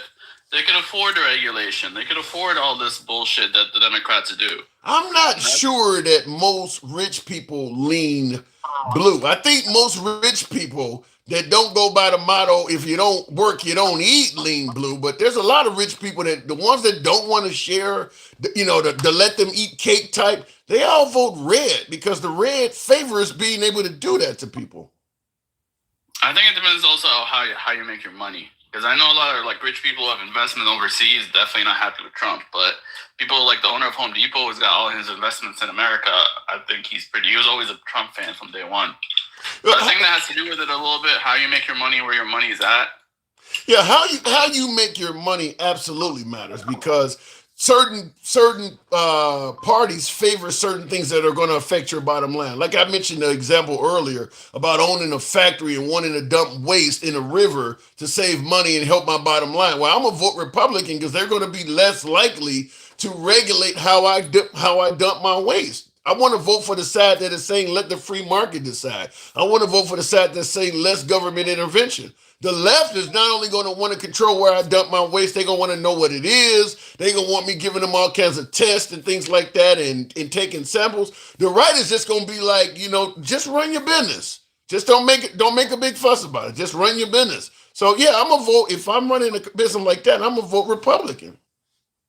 No, but capitalism doesn't mean like no enforcement. What it means is the government can't tell you how to run your business, but they have to enforce that you're doing a good job and you're not polluting and harming others. Capitalism, when I say no enforcement, I mean, for instance, like having to take care of an injured worker. That's the socialist side of it, is looking out for the downtrodden. The capitalist side of it is simply you work, you get paid for it. You don't work, you don't get paid for it. Even if the reason you're not working is because you got hurt on the job. We I used think to in a operate capitalist that way. society, if you got hurt in the job, the job has to pay for your injuries and your pain and suffering. That ain't I the don't way think it used to capitalism be. takes that away. That ain't the way What's it that? used to be in this country. We've always had freaking personal injury. No, I mean, we I've haven't. listened to personal injury commercials since I was a little kid. We So not that's only not only are you wrong about that, but before Obamacare, we also didn't even take care of people that had pre-existing conditions. So if you worked and you developed high blood, let's say you work at a job for 20 years, 20 years later in life, you're getting older. Shit's going to start happening that didn't happen before. Like I mentioned, high blood pressure or diabetes or something, high cholesterol. Shit that just happens as an adult is getting older. Well, if you lose that job and you go to another job and start getting insurance there, they can say, you've come here, we've noticed you have high blood pressure or high cholesterol. We don't cover that. That's a condition you already had, a pre-existing condition. Before Obamacare, they could deny you for that stuff. I mean, I think that was more if you had no insurance whatsoever, and then you Right. That's what happens to most Americans, MAGA reacts. When they lose their job, they lose their insurance. That's the one thing about Obamacare that I liked. That's the only thing about Obamacare that I liked. I mean, even the marketplace, I think the Obamacare, the marketplace itself should have all insurances on there, not just the ones that are subsidized, but it shouldn't subsidize anything. Because when you subsidize something, you just make it more expensive. We've learned that from colleges. We've learned that from a lot of things. Every time you subsidize something, all you do is make it more expensive. Yeah, I see it like you sound like my other caller, whereas a lot of the stuff you're saying makes sense because you're kind of telling the poor fuck off. A lot of the stuff that's in Obamacare is designed to help folks that have no insurance at all, that are underinsured or cannot afford it. So the only way to do that is to take from people who have to help those people out. If the people who have say, I don't want my shit to go up at all, I don't want to pay anything more, then there's nothing you can do for the poor. And that's kind of what it sounds like you want. But in the end, all we ended up doing is giving money to insurance companies, and healthcare has gotten more expensive. Well, all I'm saying is you shouldn't subsidize, but you should make it cheaper. Why don't we, instead of paying for your health insurance, make just health insurance or healthcare in general so cheap that you could just pay out of pocket? Wouldn't that be better? Yeah, but then that means you then got to start regulating the operations of insurance companies. The right is not a fan of using government to start telling corporations what they can and can't do, how they can and can't charge. You guys don't want to do that. I want to regulate it, but I want to make it as very cheap. How you going? If the insurance companies are gouging people, how are you going to stop them without passing laws to regulate what they can charge? By making sure doing business is cheap, making sure they don't have to jump through hoops and hire 10 people just to do regulations. Instead, they could concentrate on creating a cheaper and better product. So you're assuming, and I'm pro having enforcement, having a somebody watching over them, making sure that that's what they're doing. Okay, but let them do it.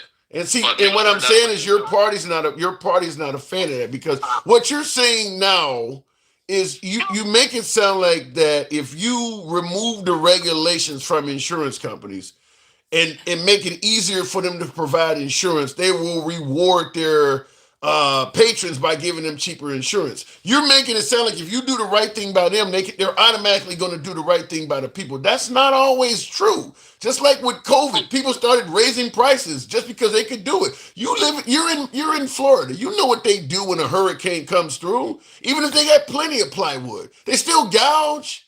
So if you look out for the companies, they don't always reward the people and do the right thing by them. I mean, then a competitor will come and replace them, one that will have better prices, and he'll get more business because he's doing it better and cheaper. That's the whole point of capitalism. If someone's doing a bad job and there's a way to do it better and cheaper, someone will pop up and do it better and cheaper. But when you add regulation and you add all these fucking bullshit, you make it very hard for a nobody to come in and do the job better because they can't afford the regulation. Yeah, but what you're forgetting is that if I got a successful business and I'm not doing things great and you figure out a way to do it better and cheaper, you're skipping over the fact that I'll just come and buy you out and throw out what you were talking about. I'll buy you out and make sure what you were planning can never. There are people that believe they've developed engines that can run off of damn water and garbage, but Big Oil bought it out and threw away the patents. So there are people who believe there are cures for cancer, but the companies bought it out so they could continue selling you the treatment. So even if you do come up with a way of doing it better, there's no guarantee that I don't purchase your whole damn company from you and stop it from happening. And someone else will come out and do it better. I mean, and I'll buy them too. Exactly. We'll just keep buying them. Monopoly laws for that reason. Huh? We also have monopoly laws for that reason, which again, the government. Again, like we just want the companies to play fair. We're not anti-regulation, but we're trying not to choke them either. Just because we were pro-capitalist doesn't mean we're saying no regulation. We just said reduce regulation, common sense regulation. Not regulation to the point where only the elites could fucking do it. Giant Robot says this guy believes in Santa. Isaac Clark says caller is literally judging the economy by his wages. I think that's kind of how people do it, though. They usually do judge the economy by what's going on with them personally. But I don't know. Go ahead. State to state. You know, I think my grocery prices are great here in Florida. My Instacart, I buy the same thing every 2 weeks, and my bill is gone down. I used to pay up to like $500 during the Biden days. Now I'm in the $300 to $350. Your Instacart bill has went down $150. What is that? 30% since Biden got in there? I mean, Trump got in there. Pretty much, yeah. I mean, I'm gonna go through item by item because saying the whole bill, looking at the whole bill is not accurate. I'm gonna go item by item and try to create like a chart. I would love to talk to you about that in the future, because the first thing I'm wondering is would that huge discount be reflected if you went to the store and bought that stuff, or is it some kind of change at Instacart? I mean, that's big. You're telling me a $500 bill dropped down to $300. That's huge. Well, it doesn't matter because as long as I'm comparing to Instacart, doesn't matter, you know, what the reason is. You know what I mean? Like, if I was going to the store one time and then using Instacart one time and I'm comparing the two, yeah, the results will be fucked up. But every time I'm using Instacart. Well, Kevin D is in the comments says you're buying less shit. Kind of like what Trump said about Walmart. Walmart went down 25% and it turns out it's because you're getting less shit. That's what Kevin D is in the comments. He said you're buying less shit. I have about 7, maybe 8 years of Instacart receipts. I'm gonna go through as much as I can and go item by item, and going item by item doesn't matter. There's got to be an explanation for that. That is colossal. If it's went down that much for you like that, I mean, there's nothing Trump has done to make grocery prices drop that much. I got to move it on, but I would love to know the outcome of that. I know. First of all, groceries, a lot of it's local, so tariff doesn't affect it as much. And, tariffs increase prices, but all the other shit Trump's doing is decreasing prices, including, gas and regulation. And well, you just said grocery prices are local. If it's all local, the price of gas ain't having much of an effect. The shit is already in the area. You still have to distribute it locally. Gas prices ain't came down that fucking much. And you still have to take it from the farms to, Yeah, but gas prices ain't came down. Gas prices have only come down a quarter or so. Yeah, 25 cents. I mean, for most Americans, the price of gas this time last year. Well, also electric is cheap here in Florida and other things. I mean, I'm not saying gas alone. It's a lot of things he's done. I think tariffs this is where everybody's like, I was watching an economist talking about the economy, and they're like, why hasn't the economy crashed like we said it's going to crash? I think it's because, tariff is one bad thing, but he's done like 10 good things to balance out the tariffs, including cutting taxes and other things. So I actually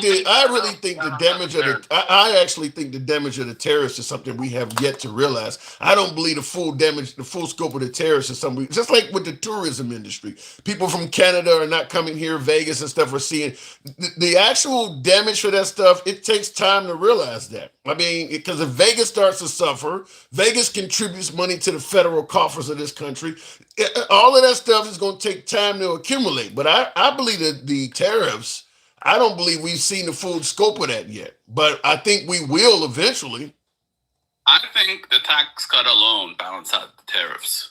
And add on top of that, gas being cheaper and all the other things being cheaper, I think I think he's done more good than the harm he's done with tariffs. That's why the economy hasn't crashed like you guys said it was going to crash. Well, they said Biden was going to. They said the same thing wait about like 6 years and be like, oh, the tariff damage is coming. Like, you know, at what point do we give him credit?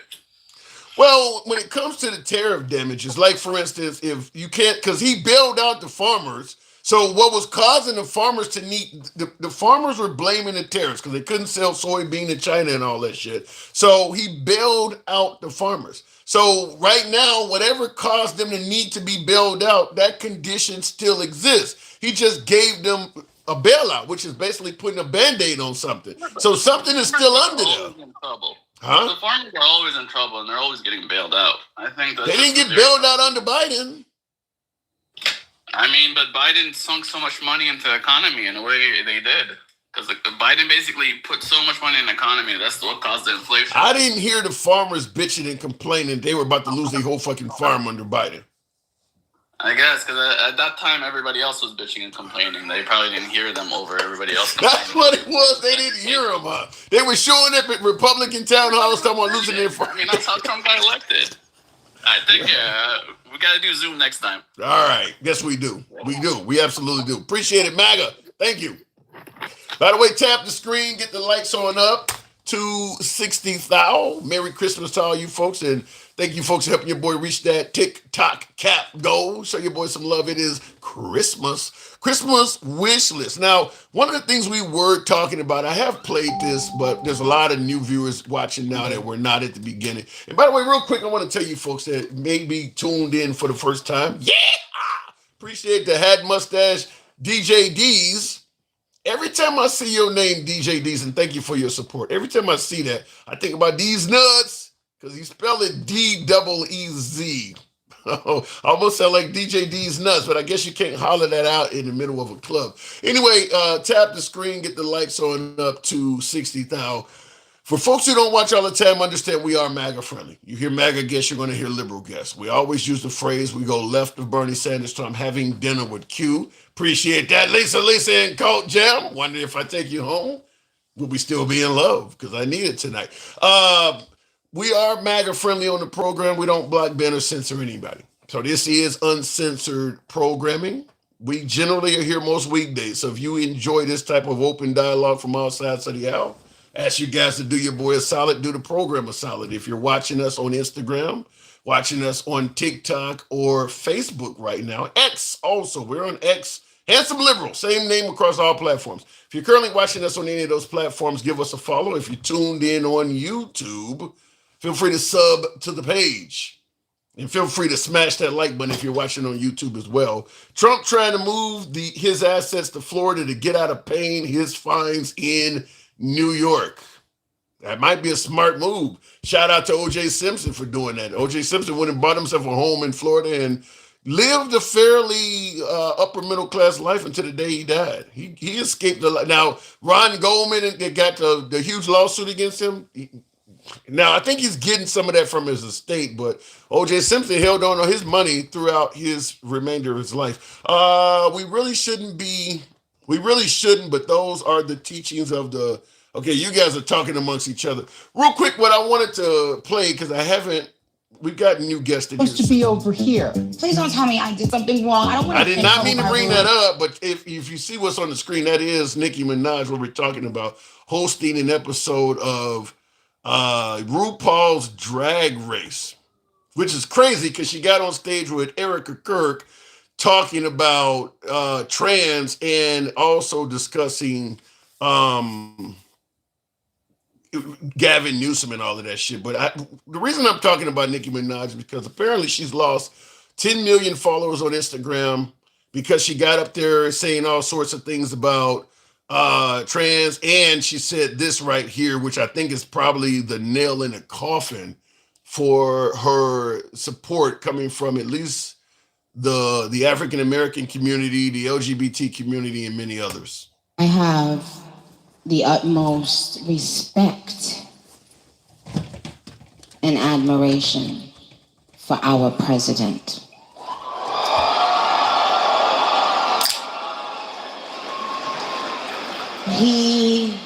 He has, I don't know if he even knows this, but he's given so many people hope that there's a chance to beat the bad guys.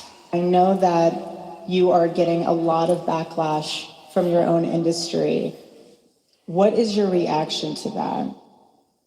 I didn't notice. I'm sure she notices now. Lost 10 million followers on Instagram. This just obviously just happened a few days ago. She just was at the Turning Point Summit or whatever you want to call this. So said she didn't notice. She knows now. She had to ended up having to cancel or delete her Instagram account. So she is paying a huge price for that. By the way, that's what we're asking on the program. If your favorite celebrity, sports star, musician, you name it, if they were favoring the political opposition, somebody you really despise as a politician or political candidate, would that change your tune? Would you stop supporting them? Would they lose your business simply because they're supporting a candidate that you thought was not right for the country or not right for your state or local city government? Mick Foley from the WWE. Mick Foley, we've only met once. We are both members of the WWE Hall of Fame class of 2013. We had a very short conversation where you told me it was an excellent speech. You had your two sons next to you, 2 or 3. And I said, thank you, Mr. Trump. But since then, I've become a fairly constant critic, and I think I've had good reason to do that. But I believe if I'm going to have any credibility as a critic, I have to be willing to give credit where it's due, and you are due a lot of credit. I believe I'm going to be excoriated by people from the left and the right alike, but I have to take the chance. I want to make it a point. This is not a joke. I'm not out here to sling one-liners at you, to call you names. I'm here to appeal to you as a human being, because only you can stop the madness that's going on in our country. Now, that's Mick Foley from the WWE. He's separated himself from the WWE because of their affiliation with Trump. And I think all of you folks know that the WWE is very closely associated with Trump. I mean, he put in over the Department of Education. What is the woman's name? I'm drawing a real blank here, but her husband was obviously in control of the WWF, WWE at one point, and his wife is now over the Department of Education. What is her name? Linda McMahon. There you go.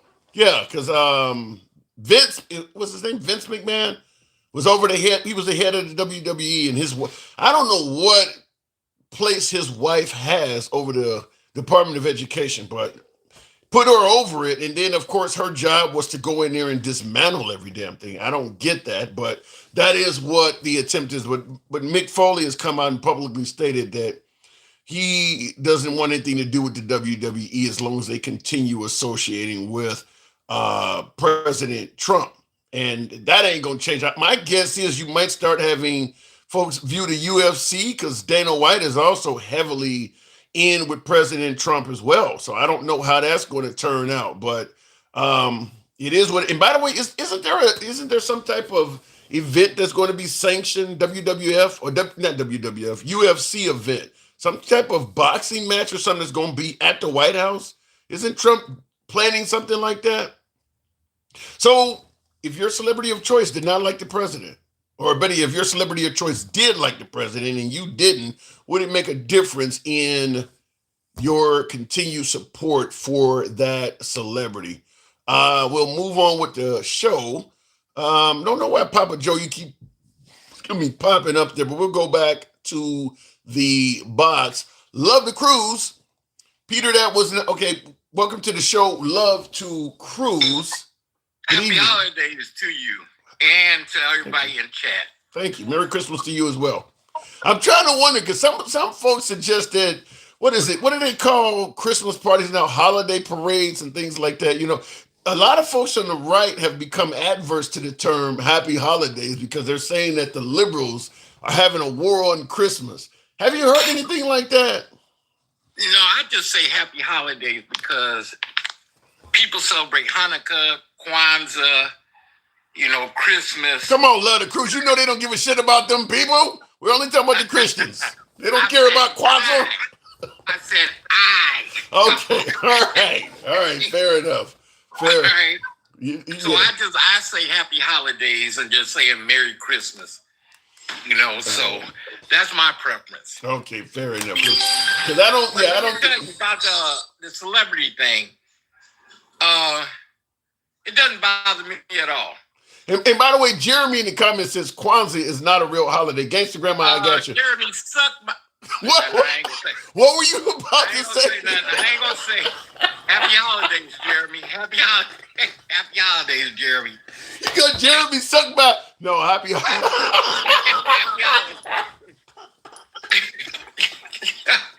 Happy holidays. Okay. Jeremy. All right. I think I stopped something there. Jeremy, I saved your ass. Don't forget to thank me. Okay. So, does it matter if someone you favor, a celebrity, musician, singer, actor, actress, is openly endorsing a candidate that you despise? No. It doesn't matter to me at all, because if it's a celebrity, I'm watching them because I like to get entertained by them. Okay. So their political views really doesn't. I mean, Tom Brady, Shaq.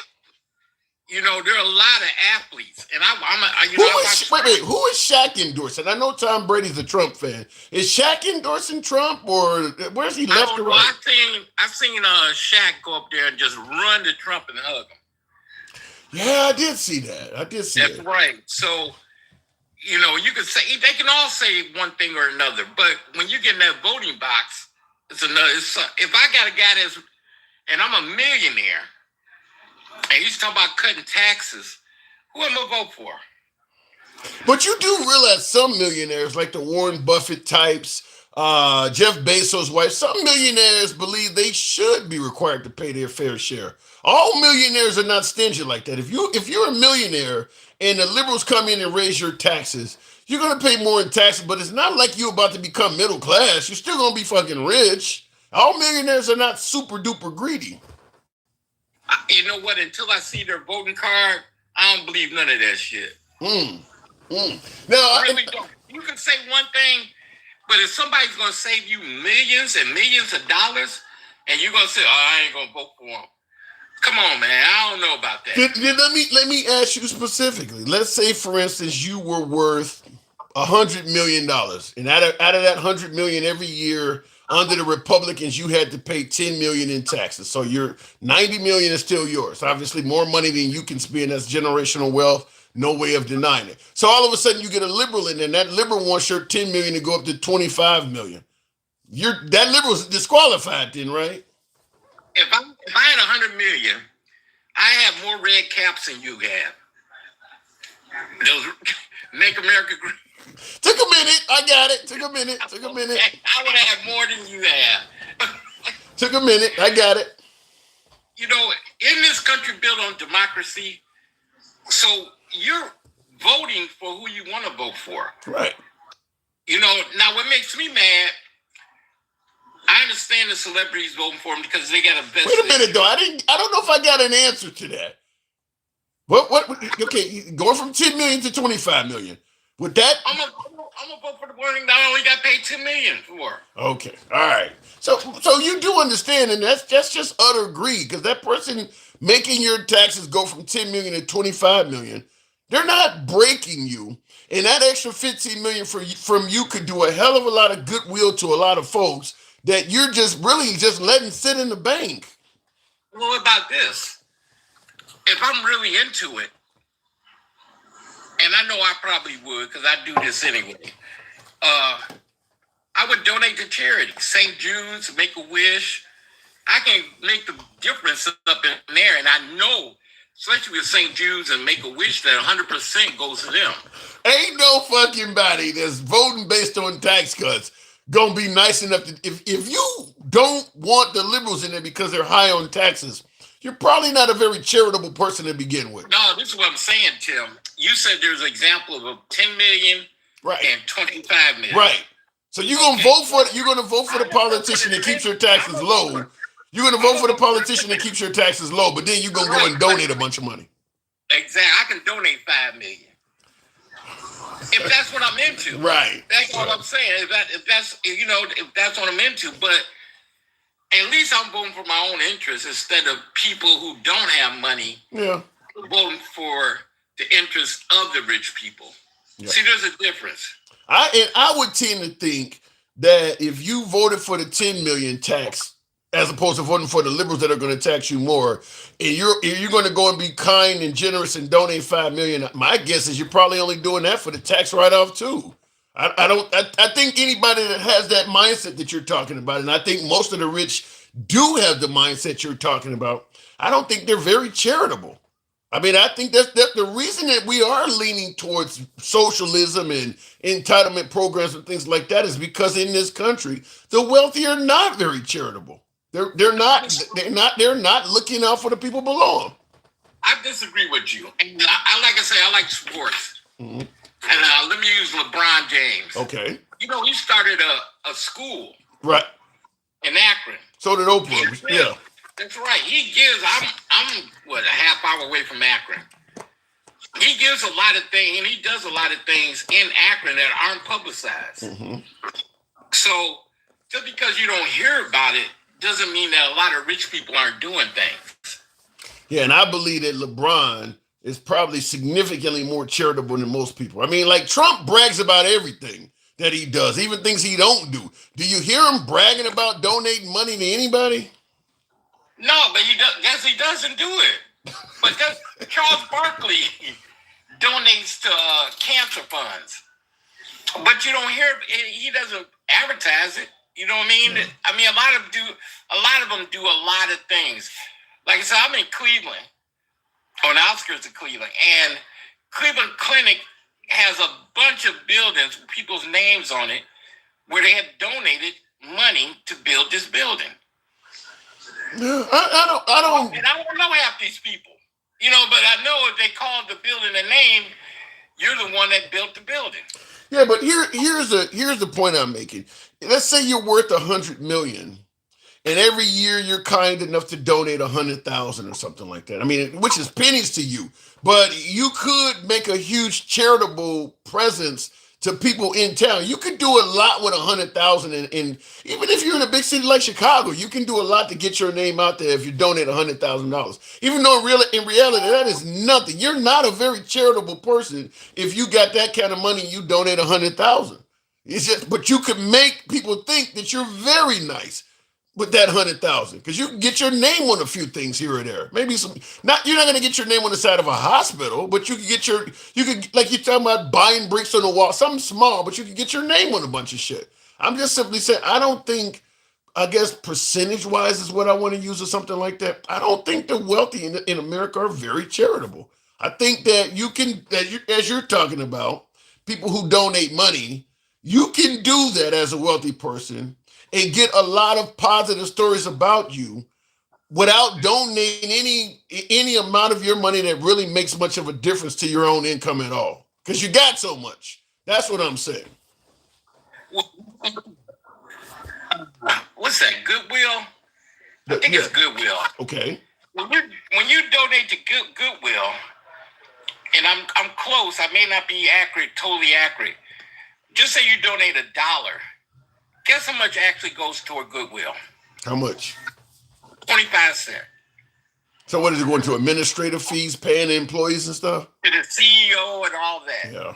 Now, if I got a lot of money, sometimes, even with me, I don't have a lot, but I don't want to donate to somewhere where the money isn't going to go to where it's supposed to go. Yeah. I don't disagree with that. That's the reason I know St. Jude's and Make-A-Wish, 100% goes there. I did a little research on them. I know, and there's some other ones, but I know with them, 100% goes there. So, and I mean, you hear, now, I tell you another thing that kind of pisses me off, but it's their money and they can do what they want to do, is when they go over, and I have no problem, but you go over to Africa and you're making schools and you're doing this, and all these kids over here are having problems. What are you getting at? I just think we ought to take care of the kids here first. America first. Your backyard first. So in other words, because I had this debate with somebody that was MAGA, that was talking about Trump, and I told him, I said, so how do you feel about Trump looking out for Argentina while Americans are still struggling. Because that's what it sounds like you're talking about. You're taking people, taking care of people overseas. I will say this though, even though American children are struggling, they ain't struggling like the kids in Africa though. I mean, that's all.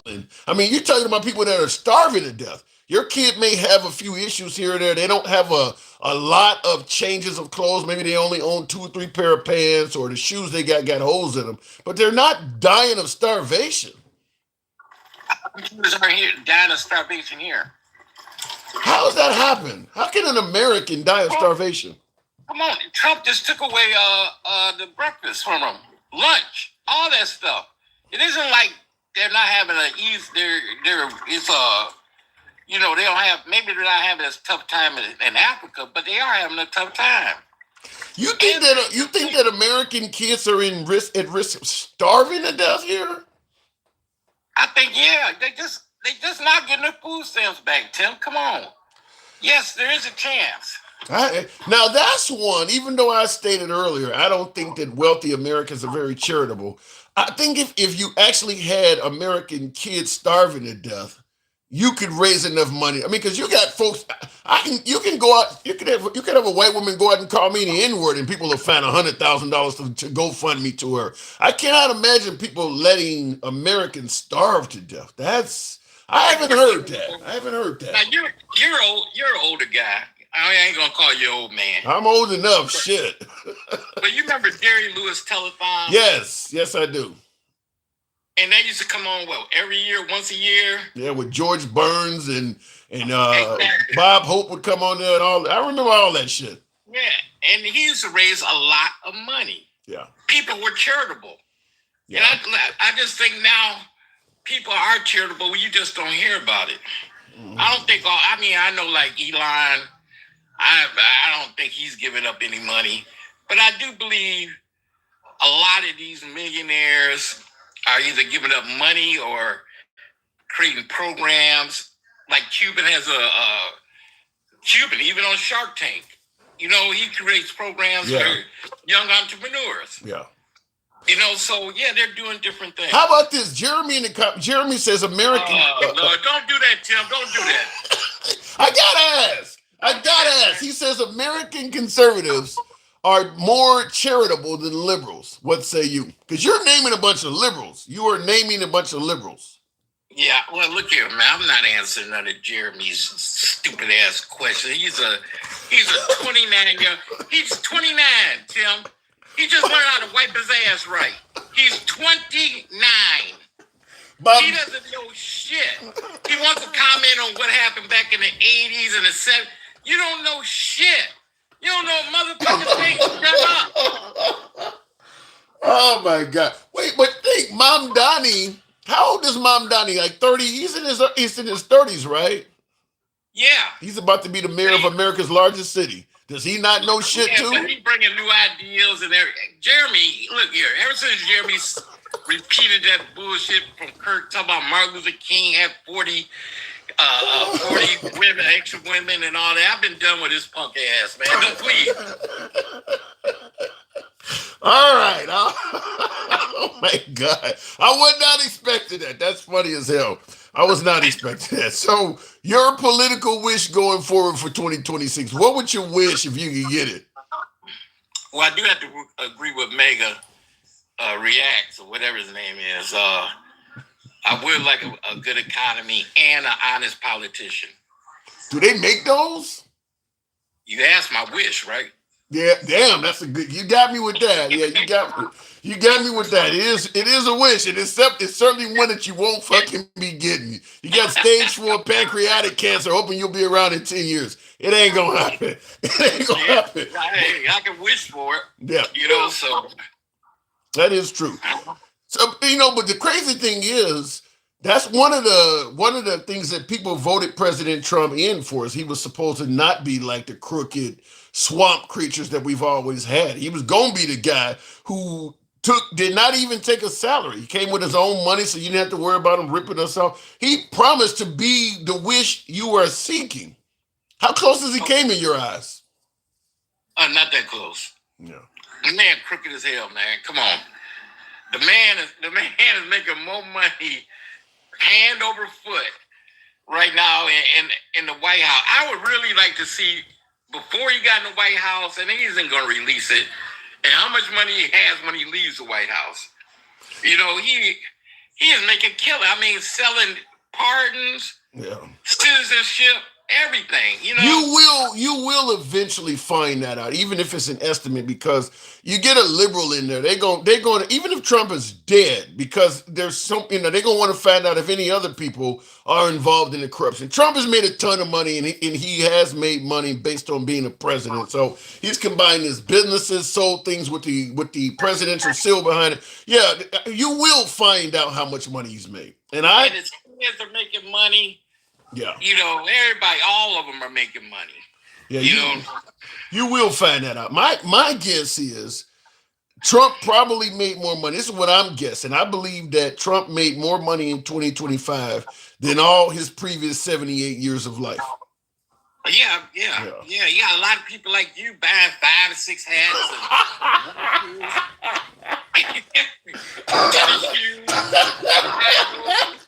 I don't have 5. What, I got like 3? Yeah, you even got a different color one. That's a rare one, isn't it?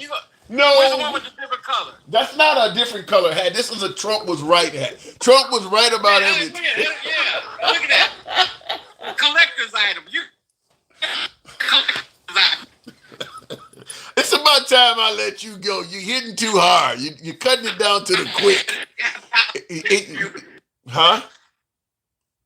Love the cruise. Your signal's going out, but it's always a pleasure talking to you, man. I'll go ahead and move on. Your signal went out.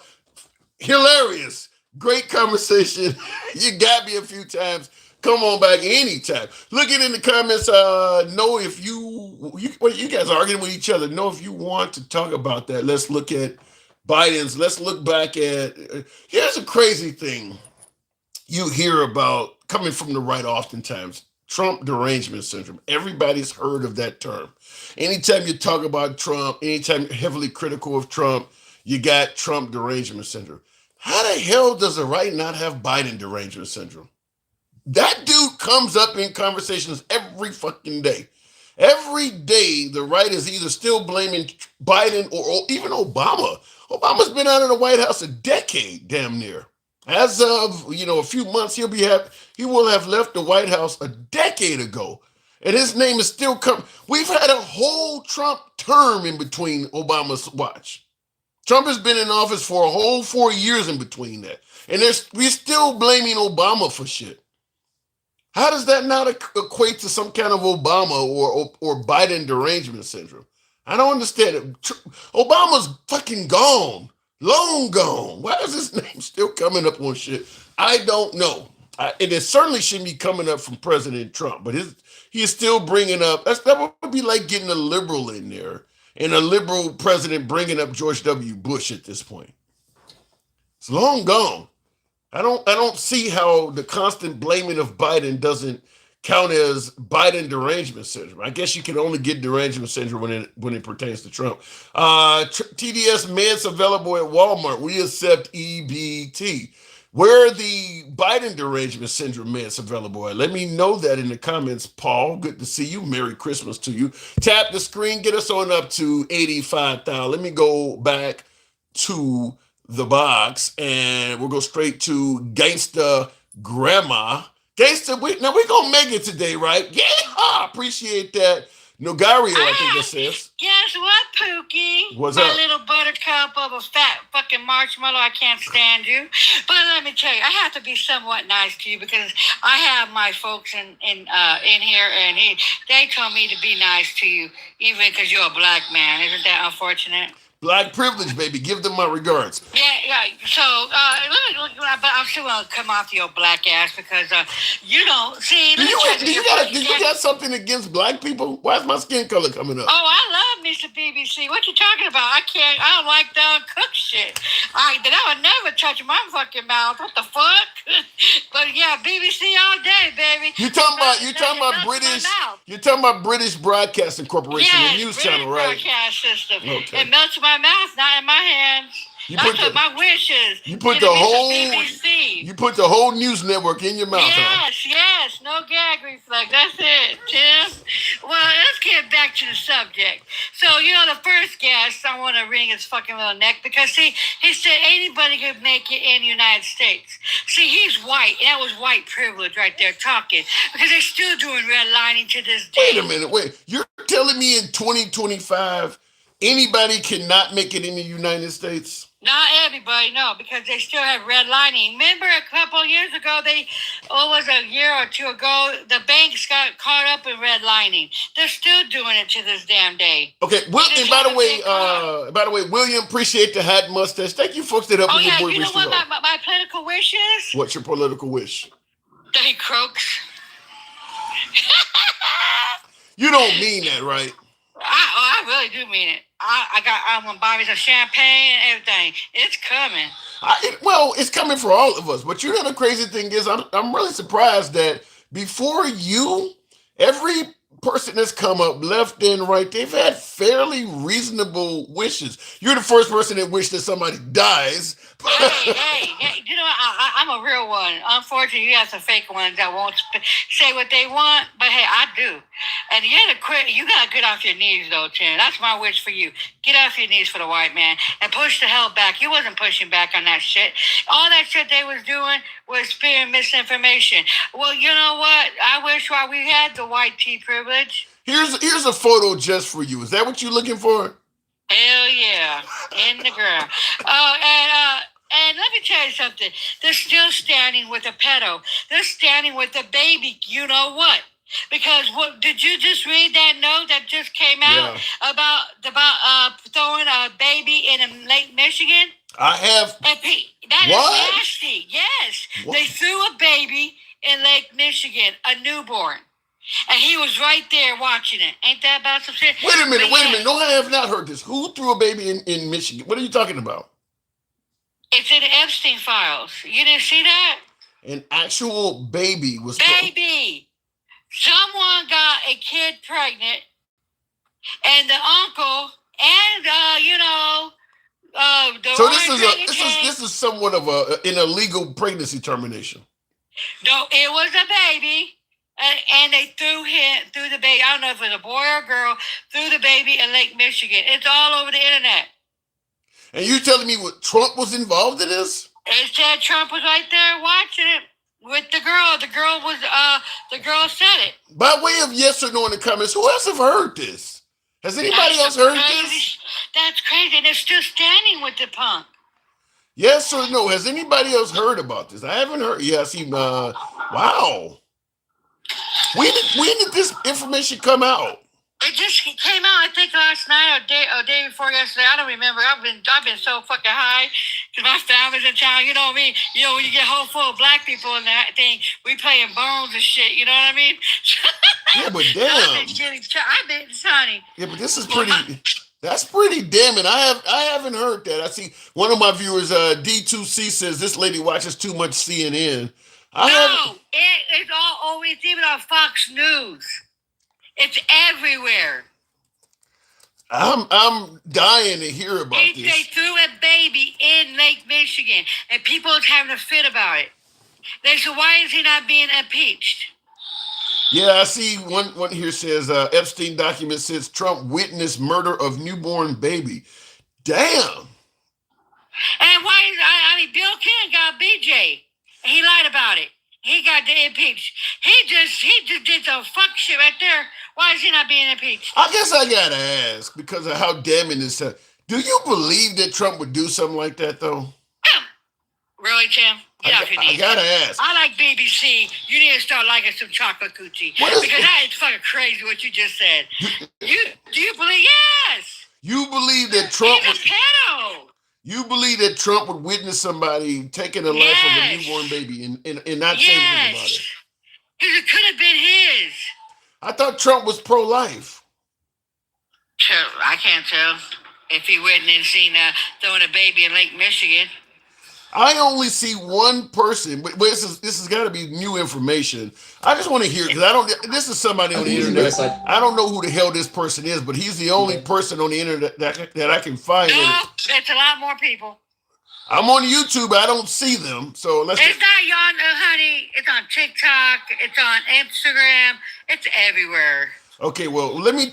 I want to hear a few minutes of this. Hold on. Listen, Buttercup. Okay, well, hang on. Let me hear a few seconds of this. To stonewall, to stop, to delay, or just refuse altogether. It is no wonder that Donald Trump did not want the Epstein files to see the light of day. Not only have we seen the letter that was within the Epstein files, but the DOJ is now seeing was fake. So apparently there's all kinds of fake evidence in the Epstein files. Make it make sense?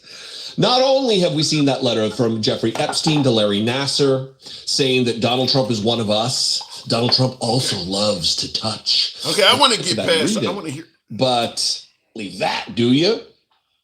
Why would you not? When you, with all of the other Okay, evidence, it's an 11-minute video. I obviously can't hear it all here, and he's not getting to that point immediately. But that's a hell of an accusation. Hey, you know what? And they're still riding for the pedo. Go fucking figure. So I told you this is all about racism. This ain't about doing right and stuff. And then people are really believing that the groceries went down.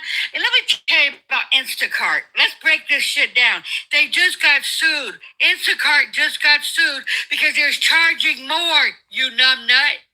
Charging more. So you think your groceries is going down. No, they're taking the fees out, numbnut. And that's what you heard. You talk about I don't push back. That's what I asked him. I said, would them prices be the same at the grocery store? Because I wondered if it was something related to Instacart. They got sued, and then they have to take it all back because they was proud. They did something. I don't do Instacart. I'm not lazy. I'm not like, you know what I mean? I like to touch my fucking food. I like to see my damn food. You know what I mean? Like I went in there a couple days because I have like, you know, I have a shitload of my people, all black folks, come up in. I had to cook for their asses, right? So I went in to get a prime rib roast. Do you know how much a prime rib roast, 12 pounds is? 12 pounds? No, how much is that? $500. I know the price of a steak. Like I like a good T-bone myself. And it's getting hard to find one of them for under $30. I mean, it is getting insane. Yeah, it is getting insane. That is insane, but yet the people, where? And I have money, but where? I don't know, but... The gas is going down. Do you know why the gas is going down? Do you know why the gas is going down? Because it's crashing. They're going to lay off 30,000 employees at the gas. But I'm going to say something. I think it was either MAGA Reaction or Jeremy. One of them made a good point, is that the Democrats have been painting the economy as on a cusp of failing under Trump since he got in. Well, with the GDP came out and it looks a little bit better. You know what? The GDP, let me break this another shit down. That's how ignorant these motherfuckers are. The GDP, that's not for us. That's for the big companies. They're making money.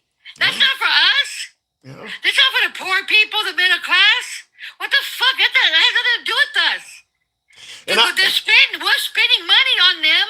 That's what's in the GDP. And I That's will. nothing to do with the economy. And I actually agree with that. But before we continue on, in regards to what we talked about earlier, I went to Google and I just typed these 4 words: Trump witnessed newborn baby. And there's a whole lot of sites that is talking about what she said. So, and it ain't just all left and right. I mean, there's a whole lot of sites. If you Google Trump witnessed newborn baby, not even talking about what happened to the baby, just type that in and you'll get exactly what she's talking about on a variety of sites. So apparently, I thought you was up to the game. You don't even know what the hell you're talking about. That's why you get off your fucking knees for the white man and go do some searching. You think that white man cares for your black ass? Hell fucking to why do you gotta blame the white man for everything? And then look at you. Oh yeah, another fucking thing.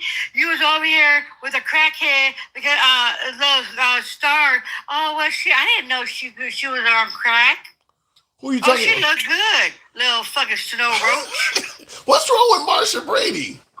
I tell you, I swear to God, you've been tearing so much bleach. Why don't you go with the black woman for a damn change? Wait a minute. Why do you have to always do that, Tim? You always put down black women, and you always got the snow roaches. And now she's the one that's on cold. Okay, first of all, let's be clear. I don't always put down black women. There's tons of black women. Yes, you do. That's not true. You always come for me. Always. I put you You're down. trying to choke me out. No, don't put me down. I wish you would. Oh Lord, I'll be going to DV. I'll be going to jail. I don't put you Yeah. down, Gangster Grandma. No, You but put me down. I put you. Yeah, I sure do. Right. Better put you down. Put my hands on you, because you be acting like a total ass. I can't say it right now because my auntie's right here. But yes, you know what I say with your knucklehead looking ass. I don't know what you're saying. I think you're being mean to me. I think I'm a Oh very... well, you know what? You want a cookie? I'll give you a cookie. Oh. You know exactly what I'm doing. That's all you like doing, Chimmy Chim Chim. Come on, girly pop. Get out your feelings. I know that. Look, for me, the question I asked, whoever that was saying Marsha Brady was for sale, I just thought, like, look, man, if she's for sale, that could be a decent purchase. That's all I said. I bet you would have purchased her. I bet you do. Is she really that? You guys will fuck or suck. For gosh damn thing. You motherfucking men will fucking suck. So yeah, I feel you, honey. You go right ahead. You a fucking suck. Is there really is she really that bad looking? I do not fuck with white women. I don't. I'm sorry. I'm bisexual. I love me some chocolate. That's my preference. Chocolate melts in my mouth, not uncooked protein. I'm sorry. But you could say whether somebody is unattractive or attractive, right? I don't know her like that, so I can't say. You know, looks is behind the beauty, and honey, I don't think she's cute, but hey, so more power to you.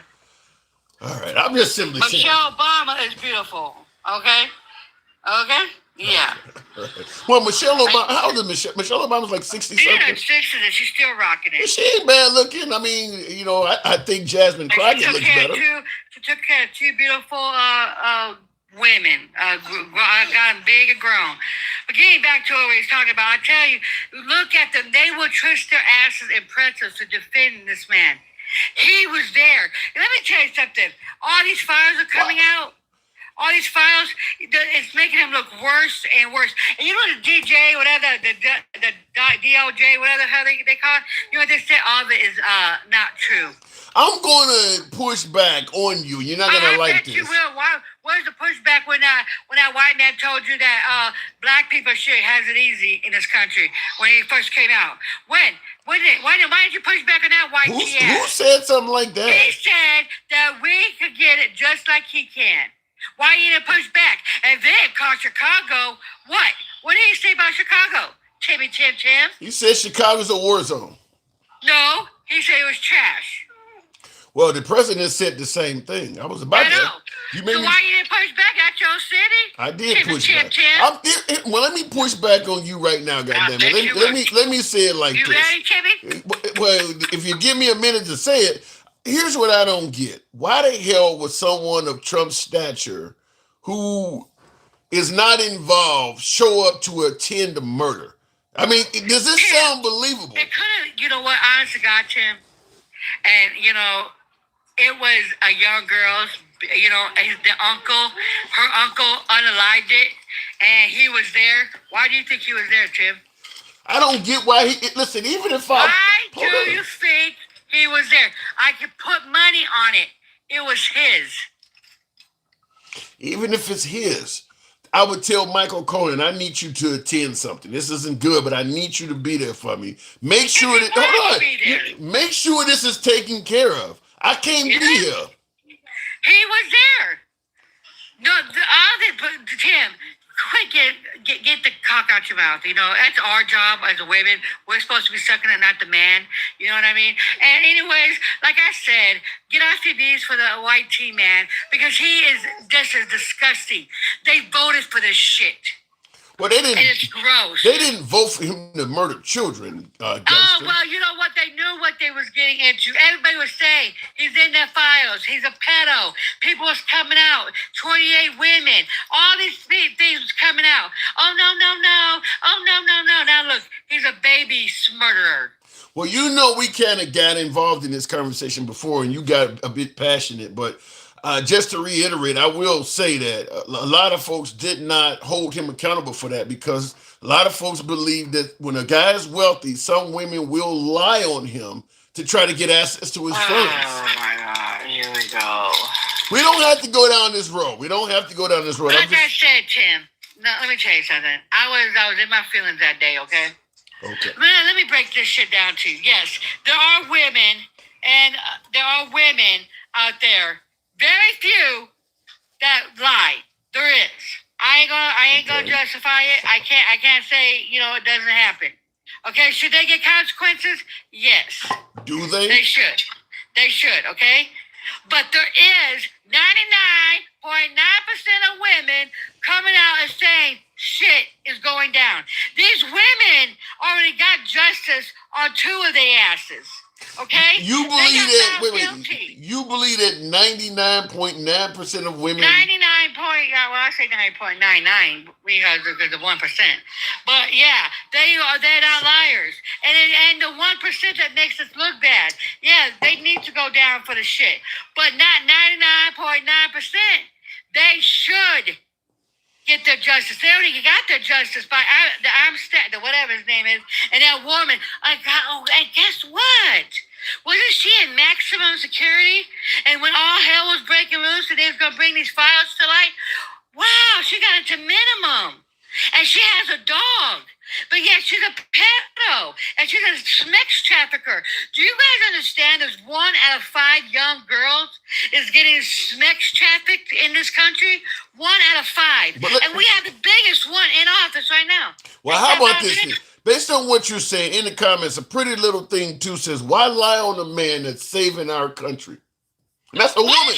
That is a woman that said that. Because you know why? She's sucking on her white man's cock. That's what it is. She might be a white woman. Yeah, she's a white woman and her husband. That's why. Yes, master. Yes, master. Because she can't go vote for her own damn self. She voted against her own damn body. Because now men can tell her what she cannot do with her own fucking body. Ain't that some shit? She voted against her own what? That's white women for you, though. They trashy ass. That's why I call them snow roaches. That's a racist way of approaching that. Hey, they call us fucking monkeys and damn thing else. Ain't wood. I get right back at them. Ain't wood. Well, she responds by saying she voted for what's right. Trump is right. That's what she voted for. Oh, what's right? You got a baby smurder in office. You got a pedo that's in office. All the victims are coming out left and right saying that he was on there. The damn files are coming out. His name is in everywhere. Everywhere. I mean, Right before that guy got unalived, and I know he got something to do with it. Right before that guy got unalived, he put his ass there, said he is one of them. Wow. Now, even in the comments, Southern Gal, yet another woman says President Donald Trump is the best president ever. Yeah, that cock is really big, huh? They're deep throwing it to the balls, aren't they? Little small little Vienna sausage. They just deep throwing it, aren't they? I don't know about all of that, but I'm just simply saying there's a lot of women that think Trump is doing a good job. He ain't doing shit, and that just right on the husband's dick. That's all. What? If that was the case, then why is everybody complaining about the grocery prices?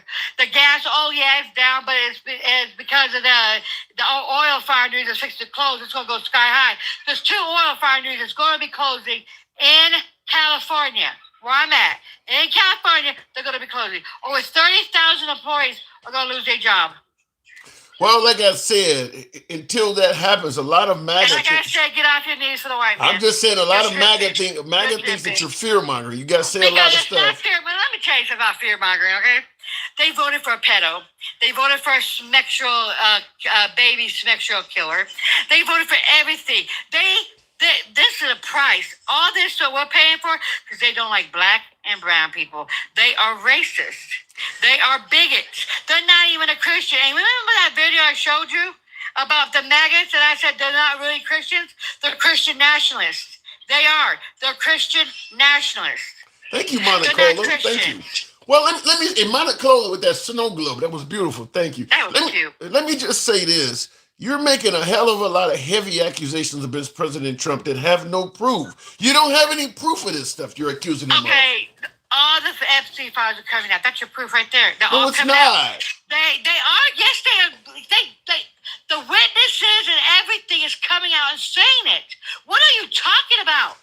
He was there when a baby got murdered in the damn river, the lake. Let me ask you this a simple question. Is it possible that somebody could say something awful about President Trump that's not true? Can you make up a lie about Nope. President Trump?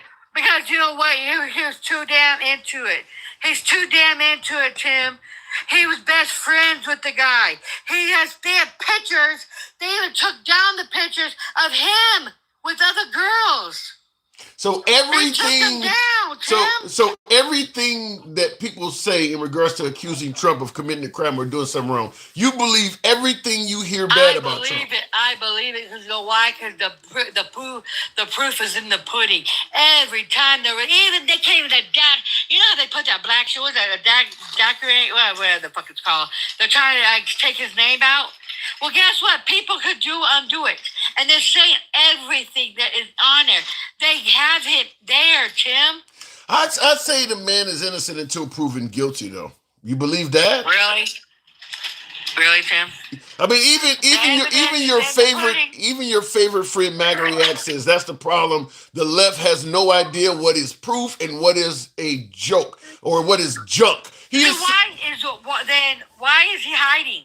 Why is he trying to not let the shit come out? If he was so fucking innocent, Tim, let him all come out. Like Bill Clinton.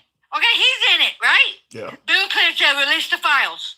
Release them. Well, He said it. Trump is on record. He said he has nothing to worry about. Trump is on record saying release everything too.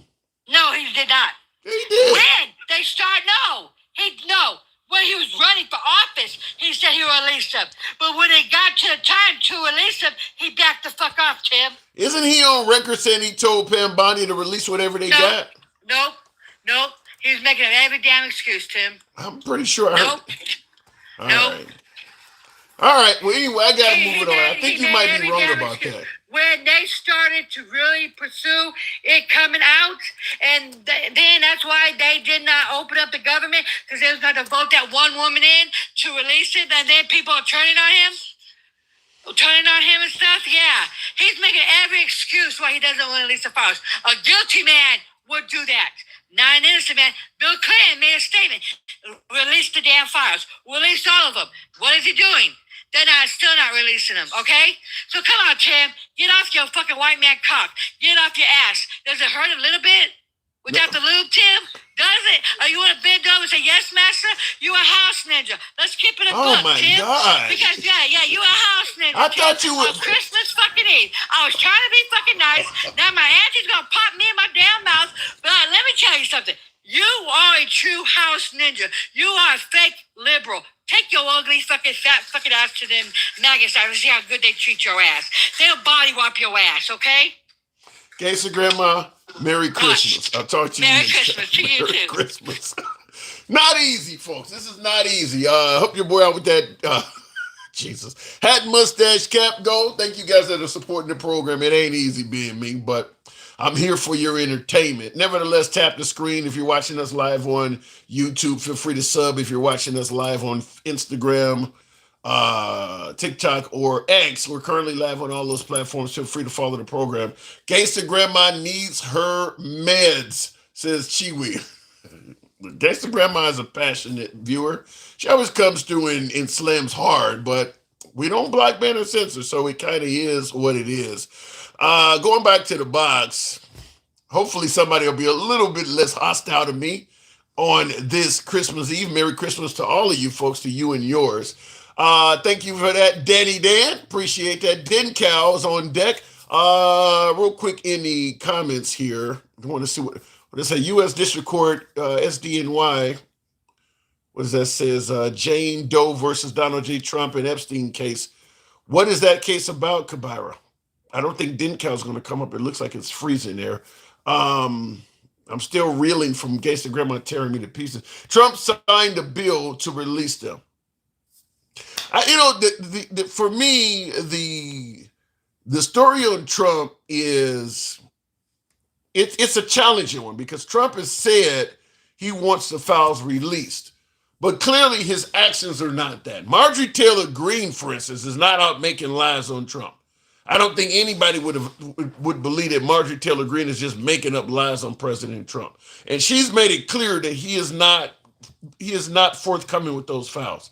She stated that he's putting up resistance.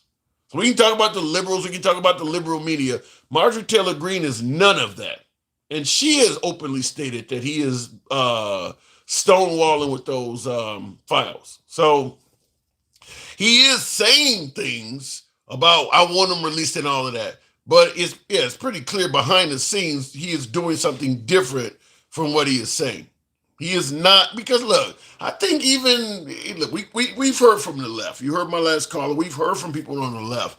But I think even the folks that are, hardcore supporters of President Trump, I think we can all agree on one thing.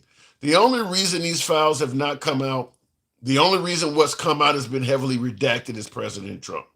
Period. He is single-handedly doing this. If President Trump stated, I want all the files to be released, put on the website with 0 redactions, that's how they would come out. That is exactly how they would come out. Everybody can agree, whether you like Trump, whether you dislike Trump, that Trump is the reason these files have taken so long to come out, and he is the reason they've come out in the condition that they're coming out with all the heavy redactions. He is doing that single-handedly. So he's saying he want to release him, but yeah, what kind of reminds me of the R. Kelly song. My mind's telling me no, but my body's telling me yes. What he is saying and what he is doing are not the same. Anyway, looking in the comments though, he has so many countries coming to our country to start multi-billion-dollar businesses making our country money. Now, you're speaking on behalf of Trump and the future of America's economy. If what you're saying, because what you're saying is what Trump is saying, Richard O'Brien, if that is true, Trump may go down in history as one of the best presidents for our country economically. However, there is a huge difference, just like I mentioned with the Epstein files. There is often a huge difference in regards to what President Trump says and what actually happens. Trump says a lot of things that don't come true or do not culminate into anything with fruition. I mean, when he met with Kim Jong-un during his first term of North Korea, it was a great meeting. We had a very positive, nothing came out of that. When he met with Vladimir Putin in Alaska, where he laid out the red carpet, paid for the guy to use our money, our tax money, to give the guy a military flyover and then put him in the beast and drove him around in the presidential limo. Once again, he had a very good conversation with Putin. Nothing came out of that. The war's still going just like it was before that. 0 came out of that. So President Trump often will tell you positive stuff, such as COVID would be gone by April. No clue why he said that during the height of the pandemic. But when he starts saying things like what you're echoing, that all of these businesses are going to invest in America and things like that, he says a lot of positive stuff that don't come true. If it does come true, we'll give him credit for it. But he is known for saying a bunch of great shit is about to happen, and that stuff does not happen. That's all I'm saying is it's got to actually happen first before, we get to that point. Because he says a lot of things that sound great, and they don't culminate. I mean, he had a lot of great meetings with Zelensky of the Ukraine as well. None of that stuff has actually culminated into anything of significance. So all of these folks that are saying the jobs are going to come here, and if they do, they do. Big Boss says, Tim, stop being disingenuous. How? Let me know when I'm saying this wrong. When I say that Trump says a lot of positive things that often do not result in any positive results, you're telling me that's wrong? You're telling me every time Trump says something positive is about to happen, it actually takes place? Is that what you're telling me? Let me know in the comments. He strings his supporters along, says Cabrera. True, but he also makes new supporters saying that, because when I went to a Trump rally, I've been to a couple of them, I believed him. When he said he could end the war in 24 hours, my first thought was he has a really strong relationship with Putin that Biden and many other presidents did not have, and he probably could pick up the phone and get Putin to back off. I actually believed him myself, and I wasn't a supporter. He strung me along too. So he does say a lot of great stuff is going to happen that doesn't turn out to be real. If it does, give him credit, but he does say that. Let me go back in the box. Big Boss says I typed 3 times Kim Jong-un stopped firing rockets at Japan after their meeting for 6 months. He did stop doing it for 6 months because we covered that.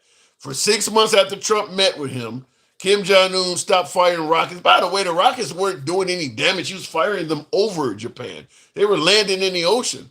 If Japan gets attacked, I think, are they a member of NATO? I know if Japan, we got U.S. servicemen and women in Japan. He didn't strike Japan. He was firing over their country. So it wasn't really harming Japan anyway. So if he hits Japan, then we're required to go to war with him. So he didn't do that. He was firing over Japan.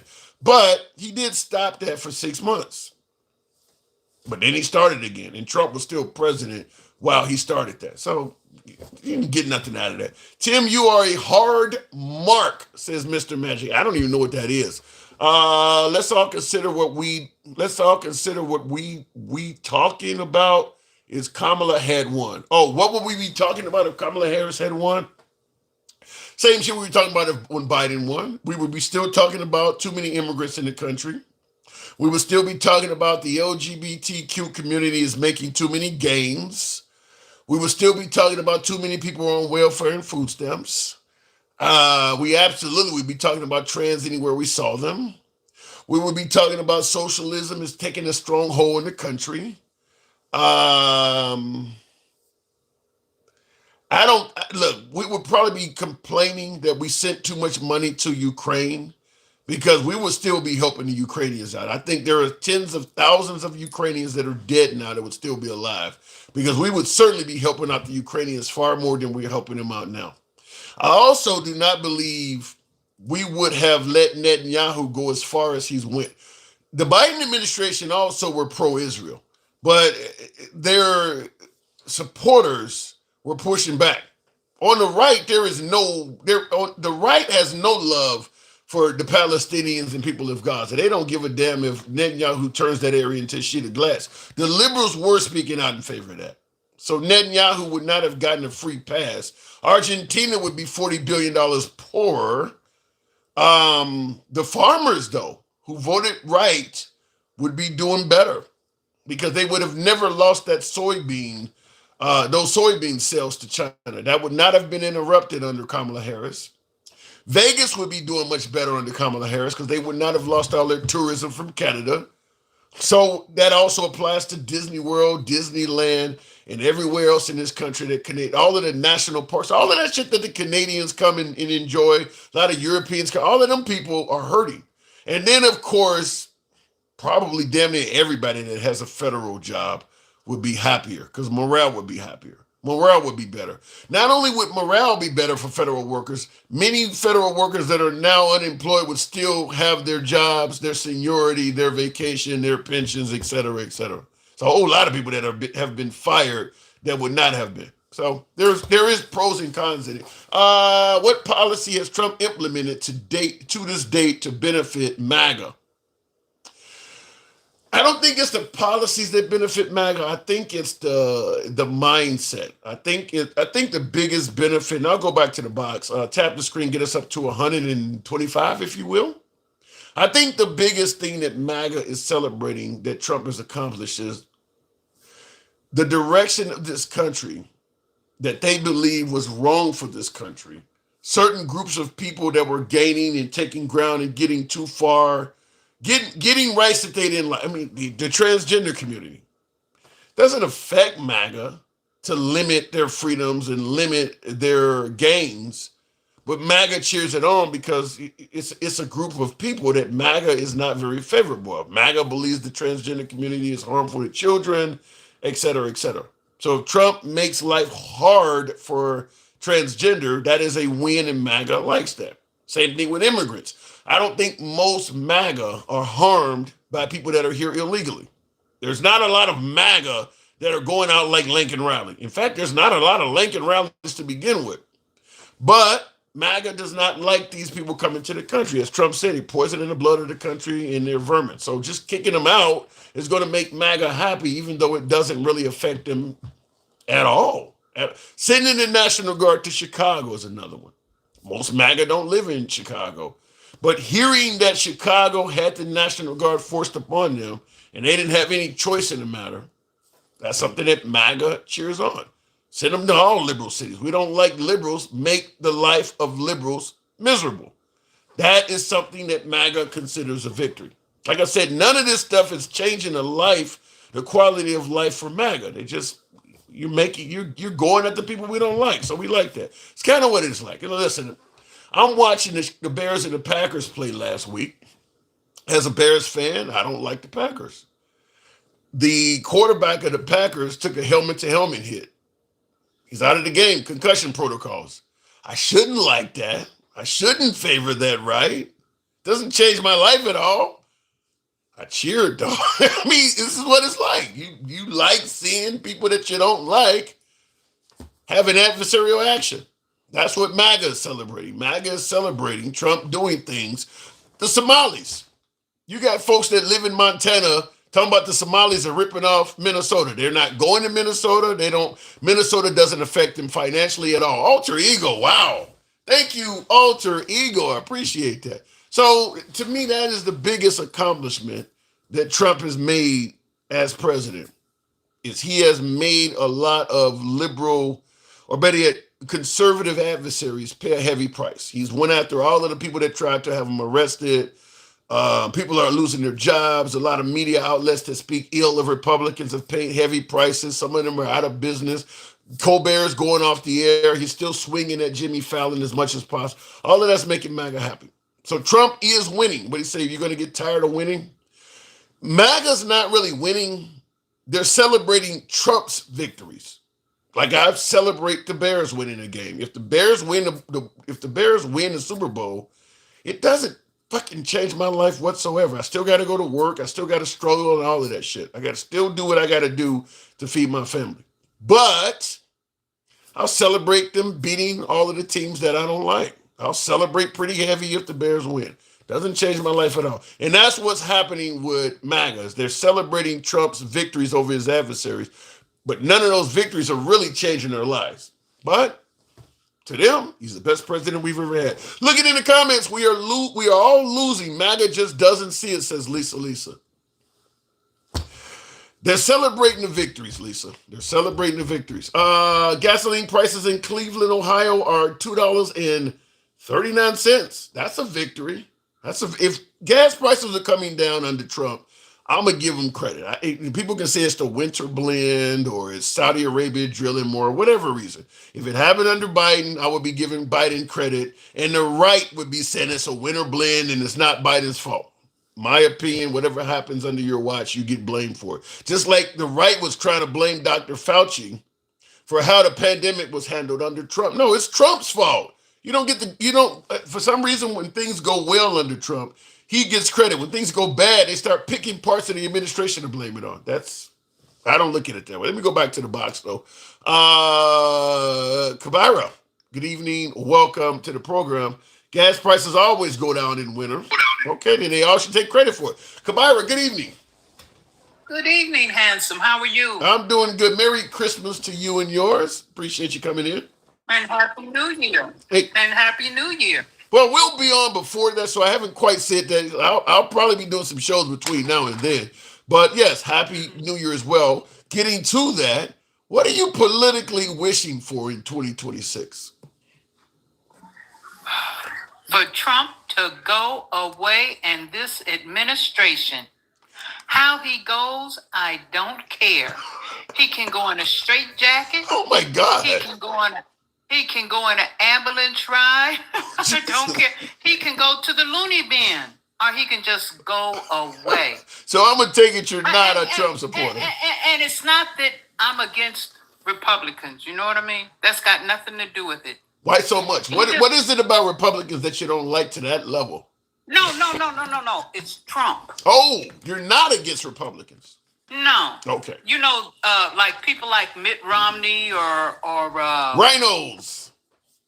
Well, you can call him rhinos. You know, Mitt Romney even stated that he believes that the wealthy should pay more in taxes because the country is. But he wasn't saying that. Off the middle class and the poor. It's just impossible. Yeah, but Kabira, hindsight is 20. Am I getting your name right, Kabira? Am I pronouncing it right?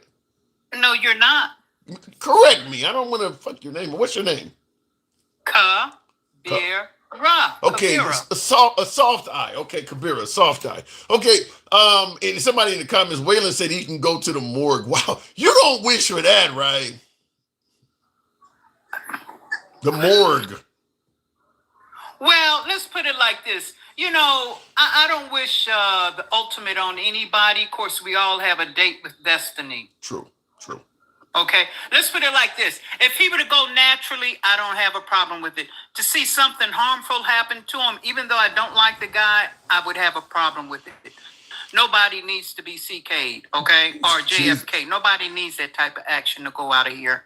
You know, let be natural causes or an illness, but not some loony bin decides he wants to take him What is so? high-powered pew. I'm gonna go with that. Just to get clarity, what is so bad about Trump to have you with such strong feelings, though?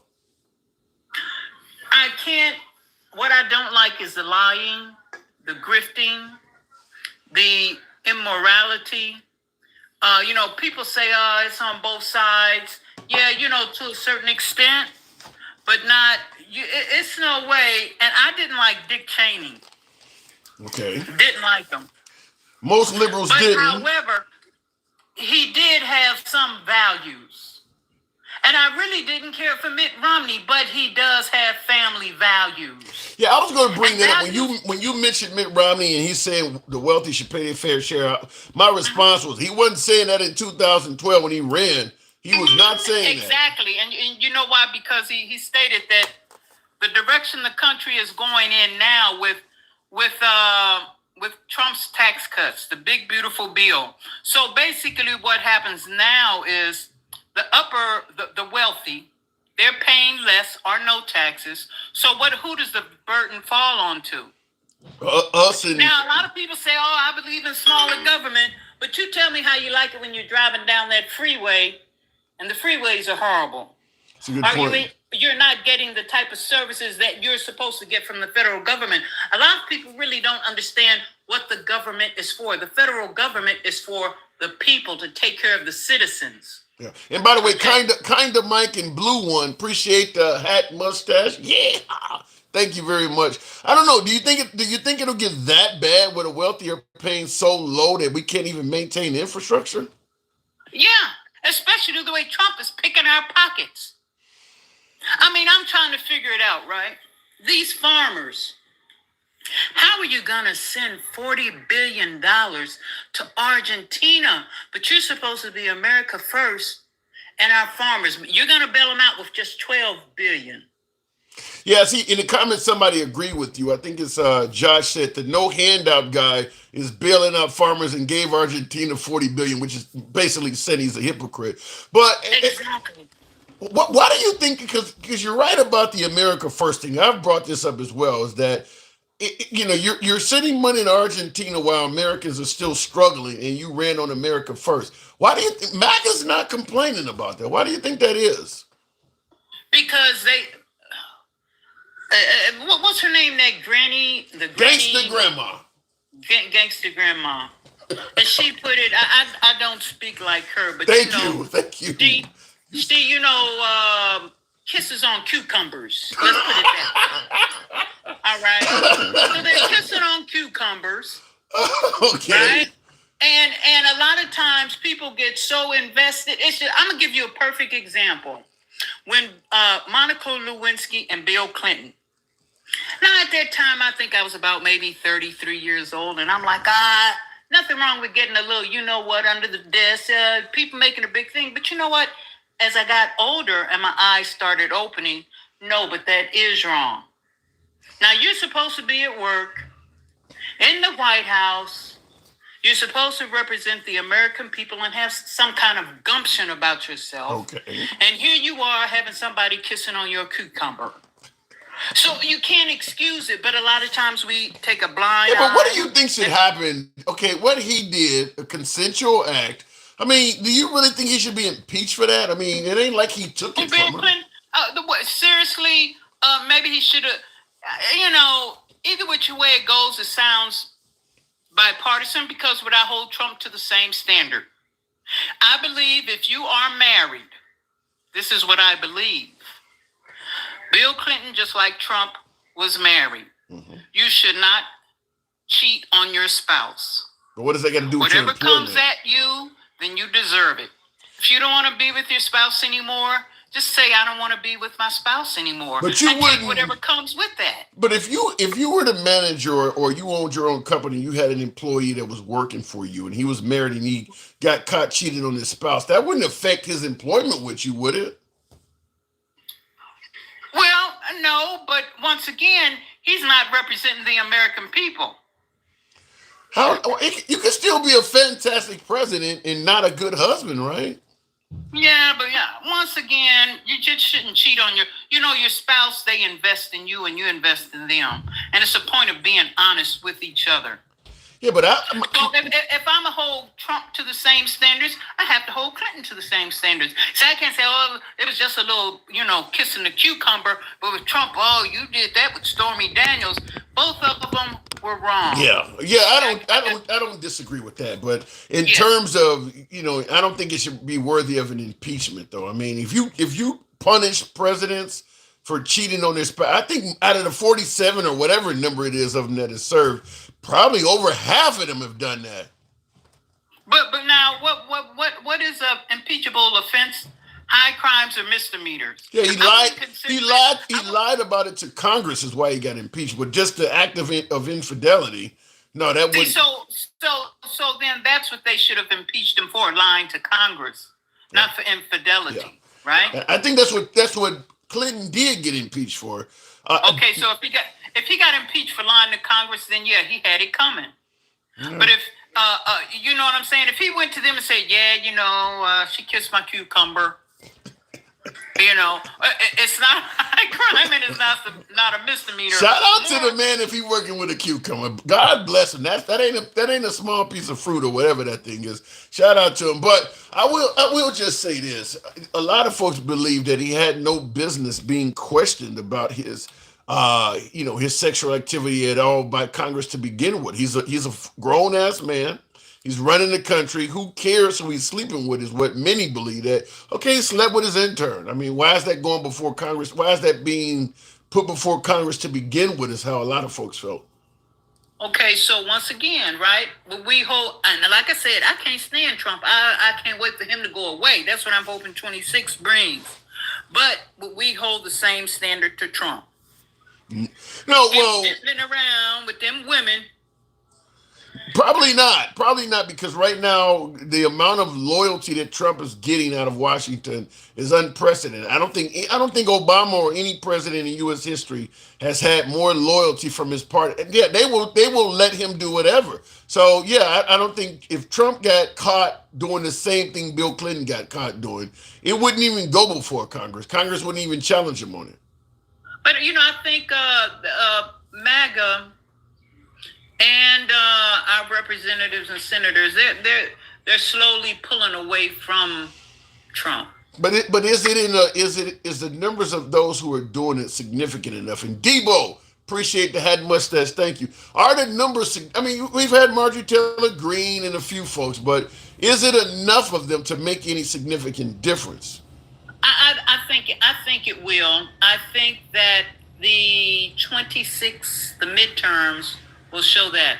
Not only these special elections, but who just resigned last week outside of Elise Stefanik, this gentleman from, I believe, Nebraska. I forget what state.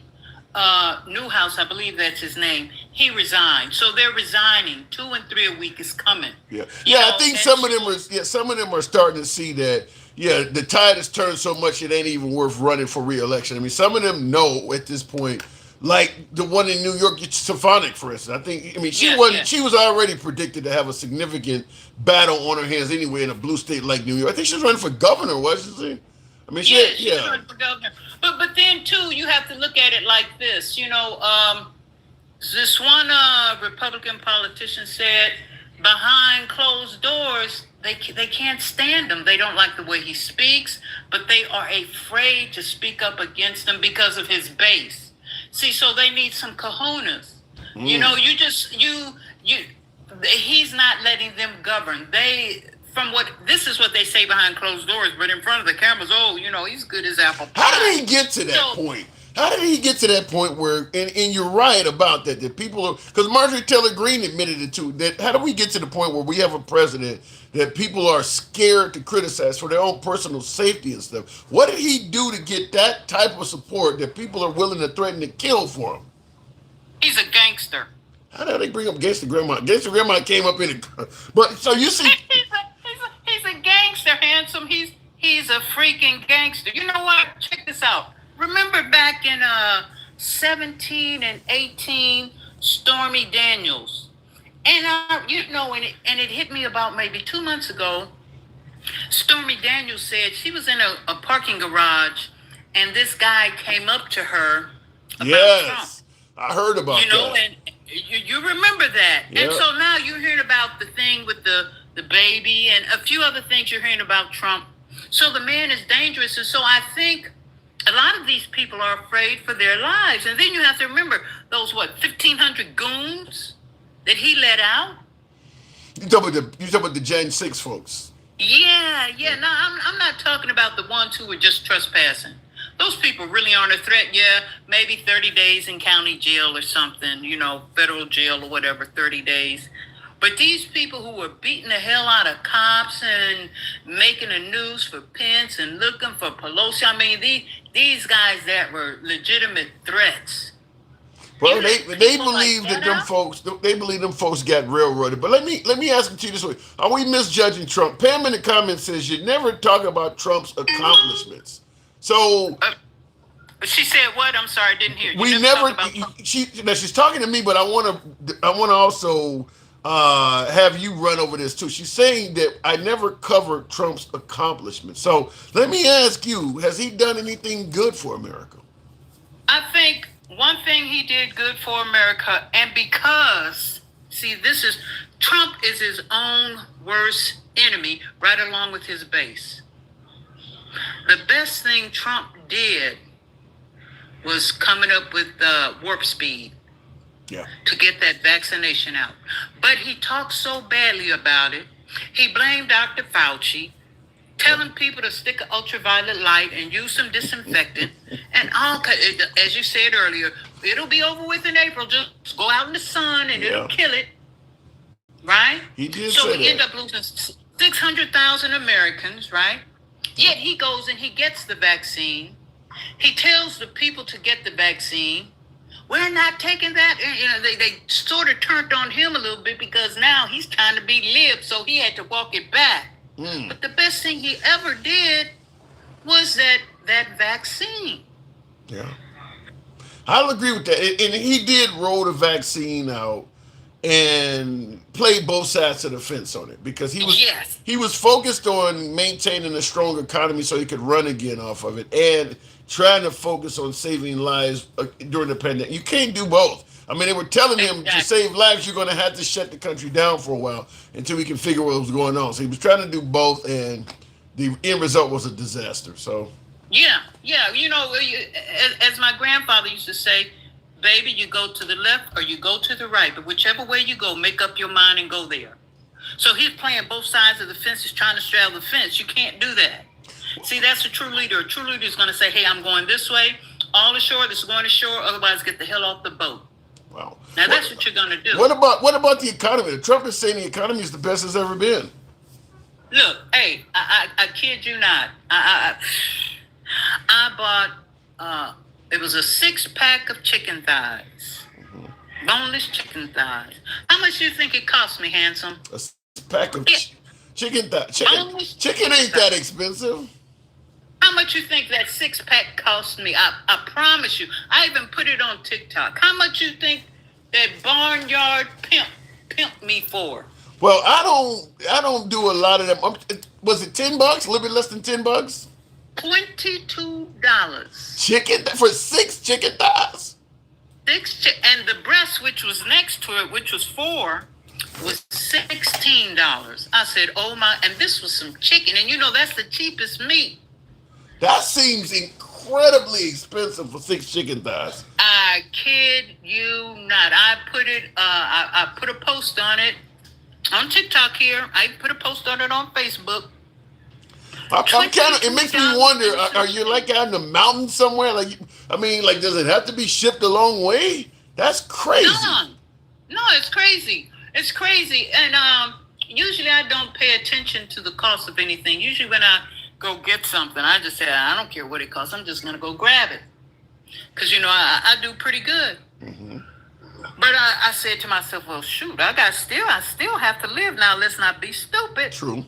I looked at that chicken. I said, Lord have mercy. What part of the country you in? California. $22 for 6 chicken thighs? $22 from Stater Brothers. It just went up. Just that. I mean, it skyrocketed. It was like it happened overnight. I couldn't freaking believe it. Do you blame Trump for it? Yeah. You know what? I'm going to put it like this. Trump fooling around with them farmers, fooling around with the tariffs, uncertainty with the market. These people, I mean, it just, yeah, I do. Wow. All right. That's insane. Some things, handsome, you got to leave alone. You know, if Trump would have rode Biden's coattails, just ride the damn coattails. That ain't going to happen. But, you know, hey, Liberation Day, right? Yeah. And here we are, end of the year, and it's hell day. We're living in a hellscape, and Trump is driving the train. Well, according to Trump, economy is doing the best it's ever done. More Americans are employed now than ever before. So he sees it a little differently than you. I tend to be leaning on your side of that. I got to move it on, Kabira. But okay, brother. Hey, thank you for having me up, because for like 3 weeks now, I say, dang, man, I be hearing this brother's chat. This brother don't ever bring me up. I really like what he's doing. You know, Takesha, my little friend, I was talking to her about you. She go, oh, yeah, you know.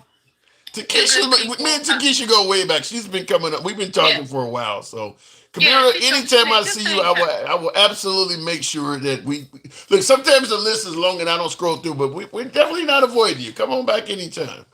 Anytime, brother. And next time I come up, we'll discuss that case number, because it's in there. I wrote the case number. I want you to Google that case number. It was in September of 2016. That docket number 1-16 CV. I believe. What case is this? What is this pertaining to? It was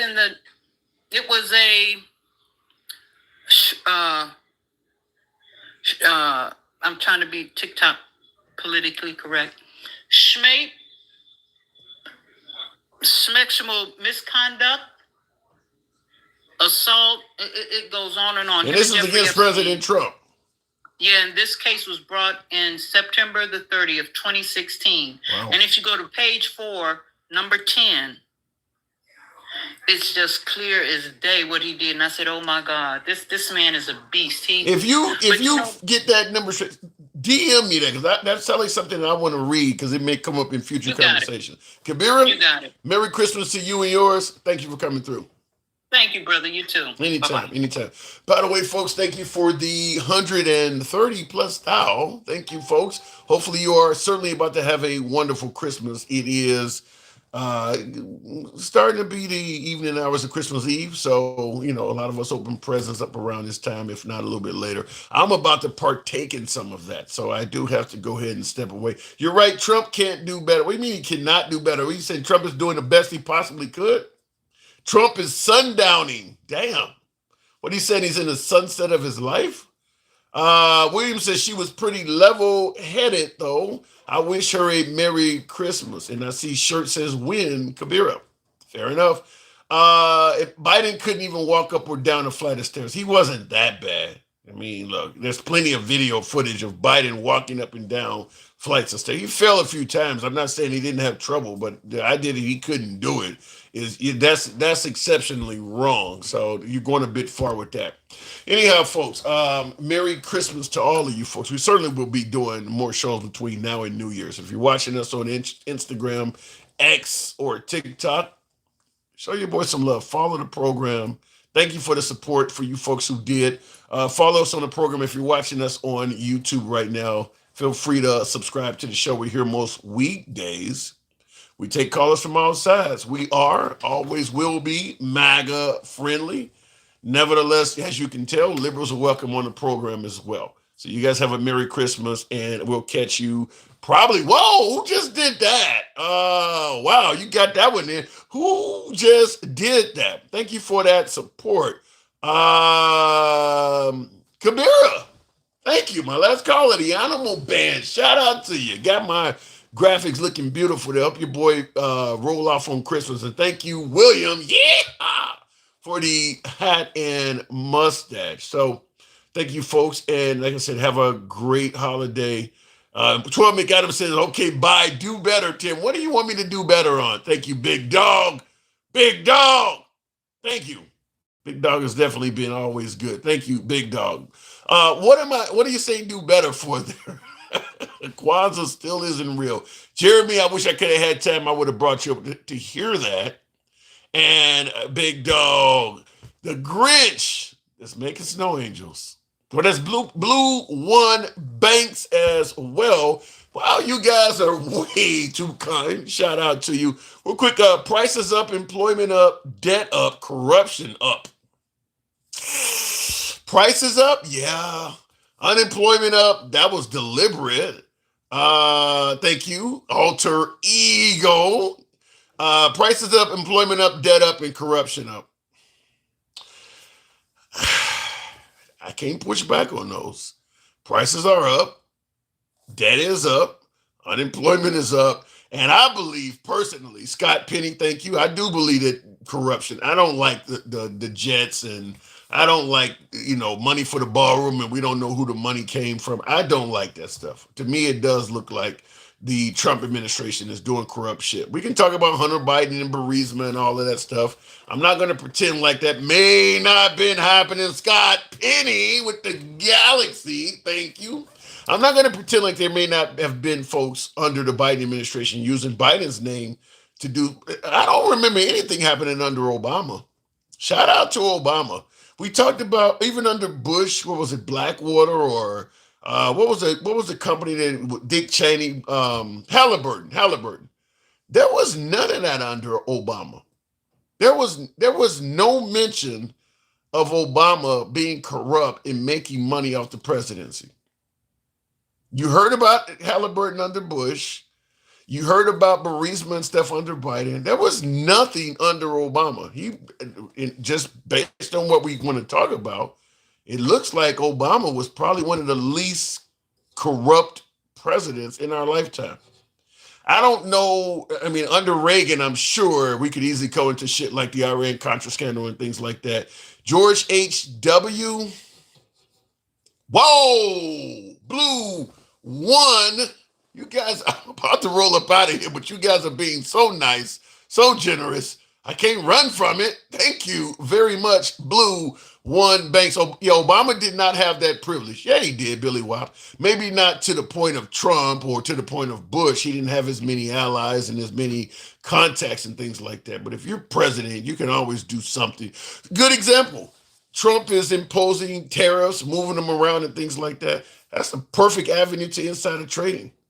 I'm going to raise the price of this tomorrow. Make sure you invest in it, or make sure you get your stock out of it. I mean, there's plenty of room to be corrupt if you're president. So even though Obama didn't have a connection to Trump or Bush or Biden, there's tons of room for him to have done shit. There's no scandals like that. Is that a present? Santa in the sleigh? I'm going to remember this shit. Y'all showing me love like that. I'm going to remember that. And I see that Arlita says, have a safe holiday season, everyone. True. Merry Christmas to you, Adrian. Thank you very much. Merry Christmas to all of you folks. All right. You guys have shown me a lot of love. I guess I'll go ahead and step away now. And we will, hopefully next year, it's more positive. Hopefully there's more unity amongst us. It's a wish. Remember, the whole program was about your wish for 2026. My personal wish is that as a country, we come closer together. I know that's going to be very challenging under the administration we have, because Trump runs on Trump runs on division. Division is fuel for President Trump. I think there's a lot of Republicans even that would prefer the country comes together a little bit, but that is not the wish of President Trump. That is the wish of yours truly. You guys have a happy holiday. I'm out of here. Thank you for the generosity. Thank you for tuning in this year. Thank you for your love and your hate. Shout out to Gangsta Grandma. Nevertheless, thank you guys all for tuning, following the program, subscribing. I'll catch you later. Goodbye.